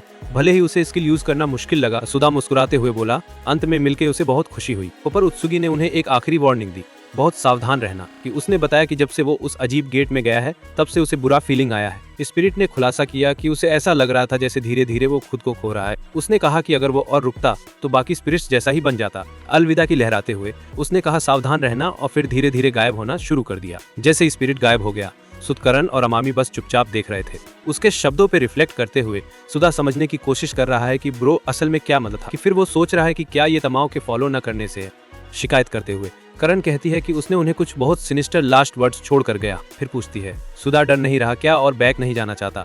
उसकी टीजिंग पे हंसते हुए वो जवाब देता है, नो वे, और दोनों हंस पड़ते हैं। तो फिर करण कैप्टन को बताती है कि हमें आगे बढ़ते रहना चाहिए और वो एग्री करता है। वे एक बड़े गोल्डन गेट के सामने खड़े होकर वे एंट्री करने की तैयारी करते हैं। सुधा आगे बढ़ता है और दरवाजे पर अपना हैंड रखकर खोलता है। वो गेट धक्का मारते हुए वो एक बड़े पूरी तरह गोल्डन कॉरिडोर में घुसते हैं। अंदर वे एक बड़ा हॉल देखते हैं जहाँ कुछ टॉर्चेज की लाइट है। व्यू देख के सुधा हैरान हो जाता है, पूछता है ये जगह क्या है। अमामी फिर से सुधा की शंका को कंफर्म करती है, बोलती है ये वही जगह है जैसा पहले था। करेन चिल्ला उठती है, कहती यार जहाँ मैं पॉइंट कर रही हूँ वहाँ देखो। टेंशन वाले एक्सप्रेशन के साथ अमामी पूछती है वो क्या देख रहा है। रूम के सेंटर में उन्हें एक बहुत ही सिनिस्टर एग मिलती है। करेन मुड़ती है, बाकी लोगों से पूछती है क्या तुम्हें पता है ये क्या है। वो उस रहस्यमयी ऑब्जेक्ट को पूरी फिक्र और डिस्ट वाली नजर से घूरती है। उसकी रिएक्शन देख के कैप्टन सुधा को बुलाता है। सिचुएशन को लेकर फिक्र में पूरी तरह से शॉक्ड सुधा खुद से कहता है कि ये रियल नहीं हो सकता। तो अपनी विजन यूज करके वो तादाशी गोटो की स्पिरिट को एग के बगल में देखता है। सीधे उसके तरफ देखते हुए गोटो की स्पिरिट बस सीरियसली सीन को देखती है। डिस्परेट होकर सुधा चिल्लाता है, कैप्टन का अटेंशन डेंजर की ओर खींचने की कोशिश में। ऑफिस में कट करके बांडो रिनोसुके पूछता है कि क्या ये वही पर्सन की सोल है। एक कैंडी का पीस खाते हुए यामातो सुमेरे की कंफर्म करता है कि हाँ ये एकदम वही सोल है। वो कहता है कि मैं गोटो वो वाइस कैप्टन को जानता था, पक्का कोई डाउट नहीं। बैंडो शायद बस कोई ऐसा ही है जो उससे लुक में पूरी तरह मिलता है। हेड हिलाते हुए यामातो कहता है ये तो इम्पॉसिबल है क्योंकि इस्तेमाल किया गया एबिलिटी भी वही थी। बैंडो कहता है बिल्कुल समझ नहीं आ रहा ये सब क्या फक मतलब है। तो यामातो मजाक में कहता है ओल्ड मैन में इमेजिनेशन ही नहीं है। तो यूसेई इगाराशी टांट देखते ही यामातो के हेड के बैक पर थप्पड़ मारता है। उसकी ओर इशारा करते हुए बैंडो पूछता है क्या उसे इस मिस्ट्री के बारे में कोई आइडिया है। कैंडी का एक पीस खाते हुए यामातो कंफर्म करता है, हाँ मेरे पास थोड़ा सा आइडिया है। यामातो बताता है कि सुधा ने थोड़ी देर तक गोटो के सोल से बात की थी। तो वो निष्कर्ष निकालता है कि दो एक जैसे लोग हैं जिनके लाइफ एक्सपीरियंस जैसे हैं। कैंडी पकड़ते हुए यामातो का एक्सप्रेशन सीरियस हो जाता है जब वो इस बारे में सोचता है। अब फिर वो थ्योरी पेश करता है कि उनका जैसा एक और वर्ल्ड था। तो गुफा में वापस सुधा कहता है कि वो पर्सन निस्संदेह उठा है। तो उसकी रिएक्शन देखते ही करेन डेस्परेटली चिल्लाती है सुधा का नाम लेकर। वाइड आइज के साथ सुधा पूरी तरह से पैरालाइज्ड हो जाता है जो अभी उसने देखा। पैनिक में घुमाकर वो अपने पीछे देखता है। प्योर टेरर वाले एक्सप्रेशन के साथ सुधा को चेस्ट पे फास्ट और वायलेंट अटैक मार दिया गया। ब्लीडिंग होते हुए वह आगे देखता है, पूरी तरह से डिसबिलीव और शॉक वाले एक्सप्रेशन के साथ पीछे की ओर फेंके जाने पर वह ग्रेट हॉल की फ्लोर पर गिर जाता है, सीरियसली वाउंडेड। उसी वक्त रहस्यमय आदमी प्रकट होता है और कहता है कवन डाउन ना। फिर कारेन को भी वही अटैक मारता है और वह गिर पड़ती है। ऑफिस में वापस यामातो सीन को देखता है और उनके वर्ल्ड के बारे में बात करता है। हॉल की फ्लोर पर सुधा का बॉडी बिल्कुल मोशनलेस लेटा हुआ है। तो दूसरी तरफ तदाशी गोटो की स्पिरिट बस सीन को अनफोल्ड होते देखती है। अब मुट्ठी कसते हुए गोटो समझता है कि हिस्ट्री फिर से दोहराई जा रही है। हॉल के सुनहरे फ्लोर पर सुधा का शरीर बिल्कुल स्थिर लेटा है। तो उसके सामने तादाशी गोटो की आत्मा बस ट्रेजिक सीन को देख रही है। सुडा का नाम चिल्लाते हुए करेन पास आने की कोशिश करती है, पर कैप्टन उसे रोक देता है और फिर वो उसके बगल में घुटनों के बल बैठती है। जरूरत में फर्स्ट एड देने की कोशिश करती है। गंभीर लुक के साथ तादाशी गोटो की आत्मा चुपचाप देखती ही रहती है। खून के पूल में लेटे हुए सुदा की आंखें खुली और खाली ही रहती हैं। अचानक अंधेरी जगह में सुदा उठता है, पूरी तरह से कंफ्यूज्ड। वो अंधेरे में इधर उधर देखता है, सोचता है कि ये कहाँ फंस गया है। फिर एक आवाज बताती है कि वो कॉन्सनेस के बीच वाले स्पेस में है। तो पीछे मुड़कर देखता है तो एक फिगर दिखती है जो उसके कप्तान जैसा दिख रहा है, पास ही खड़ा है। स्पिरिट जैसा दिखने वाले फिगर को पहचानते ही सुदा पूछता है, यार ये कौन खड़ा है मेरे सामने। सोचता है कि ये इम्पोस्टर है तो लड़ने की तैयारी कर लेता है, पर आवाज कहती है कि वो गलत है। अपनी आइडेंटिटी खोलते हुए कहता है, मैं असली अमामी हूँ, पिछले वर्ल्ड से। समझ नहीं आ रहा? सुदा पूछता है, पिछले वर्ल्ड से तेरा क्या मतलब? ध्यान से देखकर वो निष्कर्ष निकालता है कि ये पक्का उसका कप्तान ही है। फिर वो समझाता है कि दुनिया किसी अज्ञात कारण से रिग्रेस्ड हो गई है। हैरान सुदा पूछता है, यार ये क्या बकवास है, बिल्कुल समझ नहीं आ रहा। तो फिर कप्तान कहता है, सुदा अमेजिंग है, जिससे लड़का और भी कंफ्यूज हो जाता है। तो वो बताता है कि पिछले वर्ल्ड में सुदा सिर्फ एक साधारण पोर्टर था। तो पर वो जोड़ता है कि उसने तुरंत देख लिया था कि सुदा अब स्ट्रांग हो गया है। वो सुदा इनकार करता है, कहता है कि वो शॉर्ट टाइम पहले ही हार गया था। सीरियस एक्सप्रेशन के साथ वो पूछता है कि उसका पुराना सेल्फ मर गया क्या? तो फिर कप्तान कहता है कि असली में जो मरता है वो कोई और है। विजन में करिन सुदा की मदद करने की कोशिश करती है, पर कैप्टन बस खड़ा होकर देखता रहता है। विजन में कैप्टन नहीं बदल सकता, चाहे उसे सेकंड चांस ही क्यों न मिले। और फिर वो बताता है कि वहाँ जो मरता है वो सिर्फ खुद ही है। हॉल में वापस उता कहता है कि वो उस लड़के से लड़ते मर गया। रहस्यमय एक हिलना शुरू कर देता है और जोर जोर से चमकने लगता है। हंसी के साथ उता कहता है कि ये अब तक की सबसे डिवाइन लुक है जो उसने देखी है। और खुद को थैंक्स कहते हुए वो कहता है कि उसकी यादें गॉस्पेल लेकर आई। याद में अमामी केइचिरो सुजुकी का जख्मी बॉडी अपनी बाहों में थामे हुए है। एक स्माइल के साथ उटा वहां से वेनिश होने से पहले उन कैटाकॉम्स को ब्लेस करता है। तो वर्ल्ड्स के बीच के उस स्पेस में उनमें से एक आदमी अमामी पर एक पावरफुल ब्लो से अटैक करता है। वो ब्लो उसे एकदम सीधा लगा, जिससे वो पूरी फोर्स के साथ जमीन पर जा गिरा। वो सीधा गोल्डन हॉल में क्रैश हुआ, जिससे वहां मलबे का एक जबरदस्त एक्सप्लोजन हो गया। ठीक उसी मोमेंट पर गोटो की स्पिरिट को भी वही सेम डायरेक्ट हिट लगती है। अमामी एकदम ब्रेथलेस हो गया। वो उस ब्लो की डेवास्टेटिंग पावर देखकर पूरी तरह शॉक में है। रियलिटी में वापस आए तो करिन सुदा की बॉडी के पास खड़े होकर कैप्टन को पुकारती है। फ्लोर पर लेटे लेटे सुदा को उस दुश्मन की इनक्रेडिबल पावर का अंदाजा होता है जिसने उन पे अटैक किया था। कैप्टन की बॉडी को देखते हुए गोटो की स्पिरिट बस मना कर देती है। हॉल में अमामी चिल्लाता है कि अभी ये खत्म नहीं हुआ है और तभी उसे मार पड़ती है। उसके चेहरे से खून निकलने लगता है। उस अटैक से घायल होकर वो दर्द के मारे बुरी तरह चीखता है। वो मिस्टीरियस आदमी कहता है कि अटैक बहुत हल्का था, ये काफी नहीं था। वो बताता है कि उसका इरादा तो उसके सिर के 2 टुकड़े करने का था। अपने हाथ पर हाथ रखकर अमामी अपने चेहरे के उस गहरे कट का भयंकर दर्द महसूस करता है। अमामी चिल्लाता है कि उता सिर्फ उसे ही हरा पाएगा। चिढ़कर उता कहता है कि उसने उसकी लाइफ के सबसे बेस्ट मोमेंट को इंटरप्ट कर दिया। वो अपने होंठ चाटते हुए वो कहता है कि उन्हें थैंकफुल होना चाहिए कि वो अभी भी रैशनल है। और फिर वो एक छोटी वाइल में रखी हुई एक पिल निगल लेता है। एक थ्रेटनिंग लुक के साथ वो बैटल के अगले फेज के लिए रेडी हो जाता है। चुटकी बजाते हुए वो वार्निंग देता है कि उसका टॉलरेंस अब खत्म हो चुका है। फिर वो अपना हाथ आगे बढ़ाता है और अपने अगले डायरेक्ट अटैक के लिए रेडी होता है। एक स्माइल के साथ वो उन्हें कीमा बना देने और खेत जोतने की धमकी देता है। फ्लोर पर पड़ी हुई करिन को रियलाइज होता है कि ये बंदा नॉर्मल तो बिल्कुल नहीं है और जख्मी होने के बावजूद सुदा अपने कैप्टन को डेंजर से बचाने के लिए उठने की कोशिश करता है। वे गोतो की स्पिरिट फिर कहती है कि अमामी को किसी हेल्प की जरूरत नहीं है। और सुदा पूछता है क्यों, और स्पिरिट एक्सप्लेन करती है कि वो उसे अच्छे से जानता है। अब वो रिवील करता है कि अमामी काफी टाइम से मरने के लिए कोई जगह ढूंढ रहा है। वो जब से उसने केइचिरो को मरने दिया वो इसी बर्डन के साथ जी रहा है। शॉक्ड होकर सुदा को बिलीव ही नहीं हो रहा कि उसने स्पिरिट से अभी क्या सुना। फिर गोतो रिवील करता है कि पाए के पास में ही केइचिरो को मरने दिया था। वो फिर फ्लोर पर पड़े सुदा से पूछता है कि क्या वो अब भी कैप्टन अमामी को बचाना चाहता है। एक सीरियस एक्सप्रेशन के साथ वो रिवील करता है कि केइचिरो की डेथ के लिए वही रिस्पॉन्सिबल था। तो फिर वो पूछता है कि ये सब जानने के बाद भी क्या सुदा अभी भी उसे सेव करना चाहता है। शॉक्ड होकर सुदा कहता है कि कैप्टन ने उसके डैड को मरने दिया, उसे समझ ही नहीं आ रहा कि आखिर क्यों। फिर स्पिरिट एक्सप्लेन करती है कि केइचिरो की डेथ वाले दिन वो वहीं पर था। तो ये रेवलेशन सुनकर सुदा और भी ज्यादा स्टंट और स्पीचलेस हो जाता है। एक फ्लैशबैक में अमामी ने कहा था कि ये आइडिया अच्छा नहीं है और उन्हें एक और पर्सन की जरूरत है। कि पर केइचिरो कहता है कि टाइम बिल्कुल नहीं था क्योंकि वो क्रीचर भाग रहा था। वो रिवील करता है कि एक कॉन्कर भाग निकला और उसने स्पाइडर क्वीन को डिटरमिन्ड होकर पास आते देखा।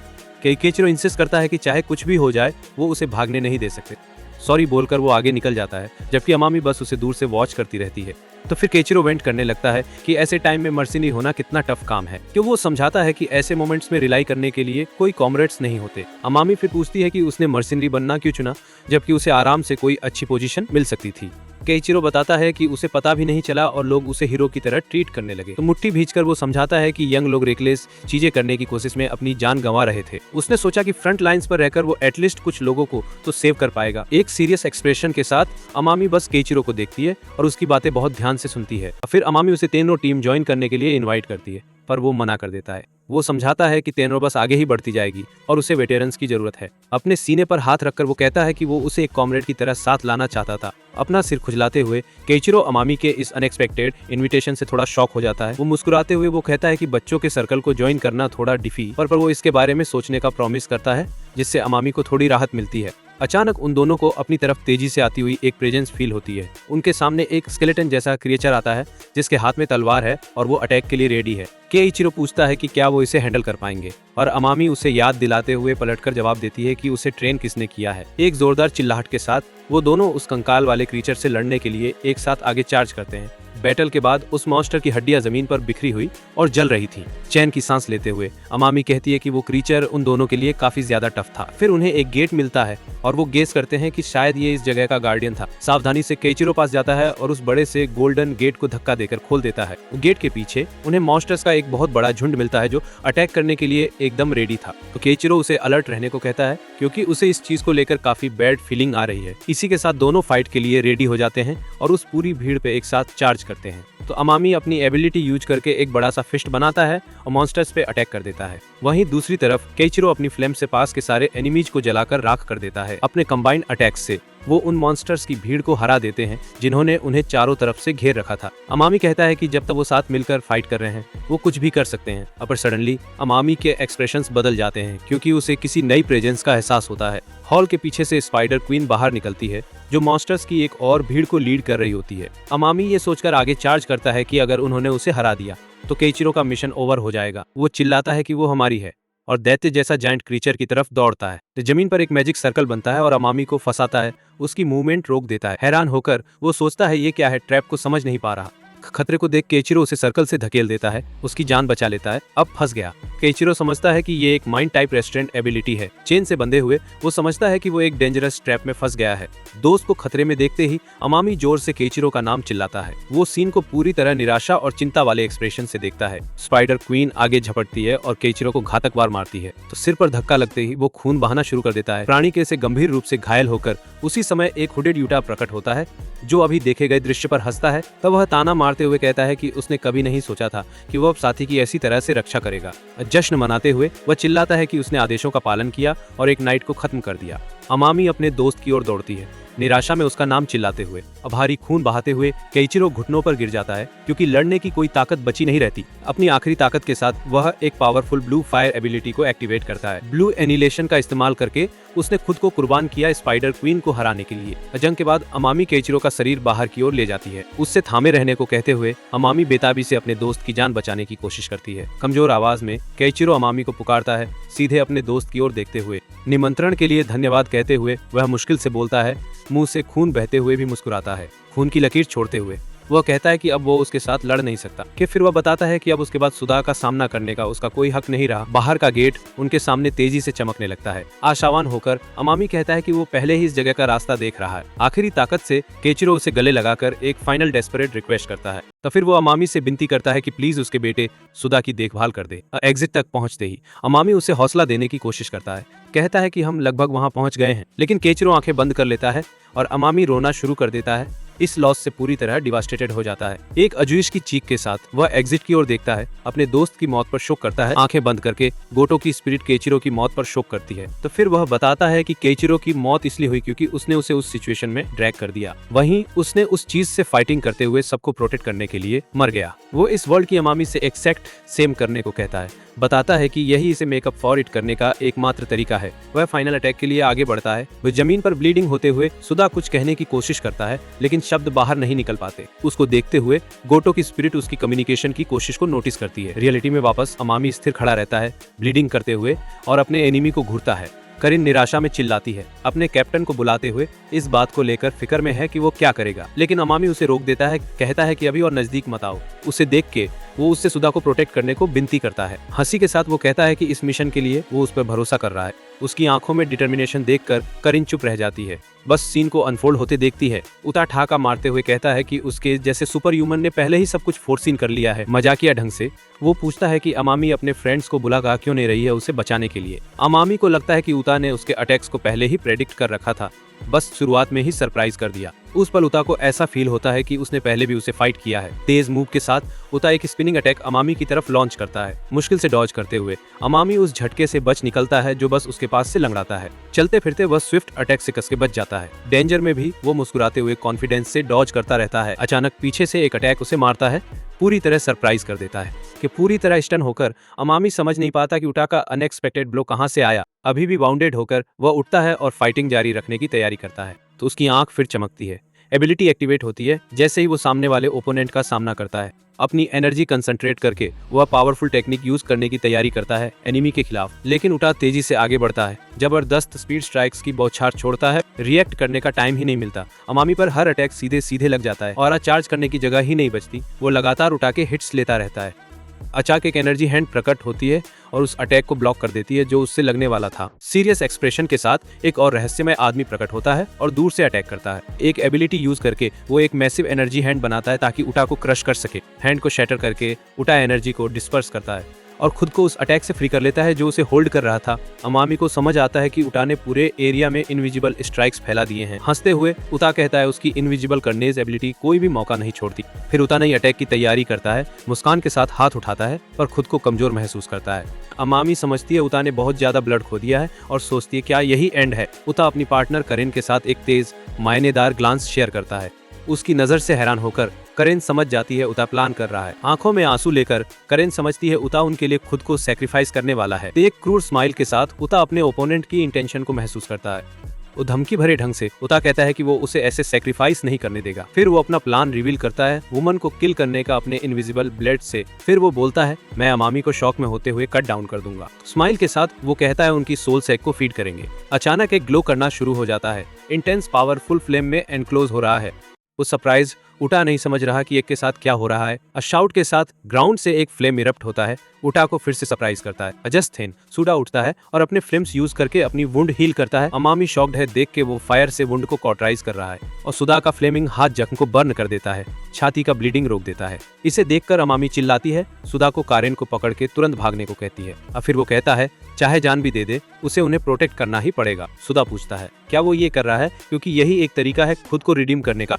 गुस्से में वो चिल्लाता है उसके पापा ने कभी उसे रिडीम करने को नहीं कहा था। तो विपरीत रूप में सुदा बताता है कि उसके पापा सब चीजों के लिए उससे बहुत ग्रेटफुल थे। फिर वो कहता है उसके पापा का एकमात्र रेग्रेट था माँ को बचा न पाना, कि और दूसरा था कि वो अपने बेटे को कोई शब्द छोड़ नहीं पाए। आंखों में आंसू लेकर अमामी सुदा की बातों को बढ़िया सुन रहा है तो सुदा चिल्लाता है कि उसके पापा के शब्द कोई कर्स नहीं है जो उसे हटाने के लिए हैं। तो गुस्से में चिल्लाते हुए उता चेतावनी देता है कि वो उन्हें इतना आसानी से मरने नहीं देगा। स्थिति समझते हुए अमामी कहता है कि वो इस दुश्मन को अकेले नहीं हरा सकता। तो मुंह मुड़कर सुदा से पूछता है कि लड़ाई के लिए अपनी ताकत उधार दे दे। रिक्वेस्ट से हैरान सुदा बस अपने कैप्टन को बढ़िया देखता है। डिटरमाइंड लुक के साथ वो हाँ कहता है, कैप्टन की रिक्वेस्ट को एक्सेप्ट करता है। तो फिर वो कहता है कि हम सब मिलके उसे गिरा देंगे ताकि हम सभी वहां से लाइव निकल सकें। तो गुस्से में उटा कहता है कि वो ब्रैट एक स्किललेस नोबडी है। भारी गुस्से में वो लड़ने को तैयार हो जाता है, बार बार सुदा को ट्रैश कहता रहता है। रिएक्शन देख के हैरान अमामी समझ नहीं पा रहा कि उटा को इतना गुस्सा क्यों आया। इसी वक्त सुदान की तरफ धावा बोलता है, मारने को तैयार। उटा ठाका मारते हुए पूछता है क्या तू सोचता है बस पास आना मदद करेगा। तेज मूव से वो इनविजिबल ब्लेड्स के साथ एक स्पिनिंग अटैक चलाता है। अटैक सुदा को छू जाता है जिसने मुश्किल से ही ब्लो डॉज कर लिया। पीछे कूदते हुए वो अटैक से बच निकलता है और काउंटर के लिए तैयार हो जाता है। हंसते उटा सुदा को इडियट बोलता है, सोचता है यार उसने टॉक्स जीत ली। अपर सुदा कहता है मैं तेरे जैसे ट्रैश को भी साफ देख लेता हूँ। अचानक जमीन में दरारें पड़ने लगती हैं। उटा के लिए एक अनएक्सपेक्टेड ट्रैप खुल जाता है। जमीन में कई फिशर्स खुलते हैं, पूरी तरह से एनिमी को घेर लेते हैं। हैरान होकर उटा सोचता है ये क्या है, समझ नहीं आ रहा क्या हो रहा है। तेज मुंह में सुदा पास आता है और सीधे अपनी मुट्ठी से उटा पर हमला करता है। पंच बिल्कुल सटीक लगती है, जोरदार इम्पैक्ट मारती है और उटा को उड़ाते हुए फेंक देती है। दर्द भरे एक्सप्रेशन के साथ उटा चिल्लाता है जब सुदा की ब्लो उससे लगती है। फिर वो सुदा को ग्रैब करता है, अभी अभी मिले अटैक का रिटेलिएट करने की कोशिश में। ब्लीडिंग होते हुए वो सुदा को प्योर रेज और फ्रस्ट्रेशन वाला लुक देके गलेर करता है। उता फिर सुदा को हेडबट मारता है, उसे फोर्स से पीछे धकेल देता है। फॉरवर्ड रनिंग करते हुए सुदा नोटिस करता है कि एरिया के चारों तरफ इनविजिबल ब्लेड्स हैं। उता फिर रियलाइज करता है कि सुधा उसके फियर बैरियर के गैप्स में से स्लिप थ्रू हो गया। नेक्स्ट सुधा उता की चेस्ट पर पावरफुल पंचेस की सीरीज लैंड करता है। उता एक ब्लेड यूज करके खुद को डिफेंड करता है, पर सुधा एंगर्ड होकर उसे शैटर कर देता है। वो इनविजिबल ब्लेड से एक और अटैक के लिए प्रिपेयर करता है। अपनी टेक्निक यूज करके वो सुधा को ट्रैप करने की कोशिश करता है, पर बॉय इजीली डॉज कर लेता है। अपनी आंखें एक्टिवेटेड करके सुधा पूरी तरह से एनी की एबिलिटी को एनालाइज करता है कि वो समझता है कि एबिलिटीज यूजर की ऑरा से एक्टिवेटेड होती हैं और सारी ऑरा का सोर्स असल में सोल ही है। अपनी विजन यूज करके सुधा उनके सोल देख सकता है और उठा के अटैक्स प्रेडिक्ट कर सकता है। अपनी सोल विजन के साथ सुधा क्लोज इन हो जाता है और फाइनल ब्लो के लिए प्रिपेयर करता है। एक फाइनल पंच के साथ सुधा उटा को डिफीट करता है, उसे हार्डली ग्राउंड पर स्लैम कर देता है। फॉलन एंड डिफीटेड, उटा लेज मोशनलेस गोल्डन हॉल के ब्रेकेज में का विक्ट्री देख के करेन डेस्परेटली क्राइज आउट करती है। अपने इंजर्ड कैप्टन को कॉल करती है। उसके पास आते हुए वो उसे खड़ा कर देती है और अपोलोजाइज करती है। अमामी फिर सोचती है कि सुधा जब इनविजिबल देख सकता है तो जीत पक्की थी। वो लड़का बस एक नेचुरल एनिमी था। जब उसका सोल विजन एक्टिवेट हो जाता है, सुधा उटा का नेचुरल प्रीडेटर बन जाता है। पर पे जीत देख के भी करेन उस बुरे फीलिंग को शेक नहीं कर पाती। वो सोचती है कि उसने शेयर्ड विजन क्यों नहीं यूज किया ताकि वो साथ में जीत सकें। मन में बहुत सारे क्वेश्चंस लेकर वो एक सिंगल आंसर पर पहुंचती है। करेन फिर समझती है कि बात ये नहीं कि वो नहीं चाहता, बल्कि वो नहीं कर सकता। इतनी सारी बैटल्स के बाद सुटा ऑलरेडी पूरी तरह एग्जॉस्टेड और इंजर्ड है। उसकी इंजरीज इतनी सीवियर है कि ये एक मिरेकल है कि वो अभी भी खड़ा है। वो श्योर है कि वो ऑलरेडी अपनी लिमिट के बहुत क्लोज है। उसकी कंडीशन देखकर वो उसका हाथ पकड़ लेती है, उसकी करंट स्टेट को लेकर वरीड होकर। सरप्राइज्ड होकर कैरन कैप्टन को आवाज देती है। ये देखकर वो भी बैडली इंजर्ड है। सुटा पर एक ग्लेंस डालकर उसे रियलाइज होता है कि उसके बारे में उसका गेस करेक्ट था। बहुत कम चॉइस के साथ उटा समझ जाता है कि सुटा बस एक भी अटैक ही यूज कर सकता है। इंजर्ड होने के बावजूद सुटा उटा को टॉन्ट करता है, ये पूछ कर कि क्या उसके पास बस इतना ही है। अपनी जीत पे एकदम श्योर होकर सुटा उटा को एक चैलेंजिंग लुक के साथ फेस करता है। फिर वो उसे चैलेंज करता है, बोलता है कि अपनी पूरी जान लगा दे और वार्निंग देता है कि अगर नहीं किया तो उटा खुद फर्टिलाइजर बन जाएगा। और गुस्से में चिल्लाते हुए उटा ने पोशन की एक वाइल अपने ही सिर पे फोड़ दी। पोशन फैल जाता है और वो अटैक के लिए अपनी एनर्जी फोकस करने लगता है। बहुत सारी एनर्जी उसे घेर लेती है, उसे फाइनल ब्लो के लिए रेडी करते हुए। प्रेशर फील करते हुए कैरन उस एनर्जी की फोर्स को झेलने के लिए स्ट्रगल करती है। अमामी को फिर रियलाइज होता है कि ड्रग सिर्फ हील नहीं करता, बल्कि उसके ऑरा को भी एनहांस करता है। सूता उसे बोलता है कि जितना चाहे उतना यूज कर ले, क्योंकि इससे कुछ फायदा नहीं होने वाला। एकदम डिटरमिन्ड लुक के साथ वो रिवील करता है कि उसने उसे हराने के लिए अपना मूव पहले ही डिसाइड कर लिया है।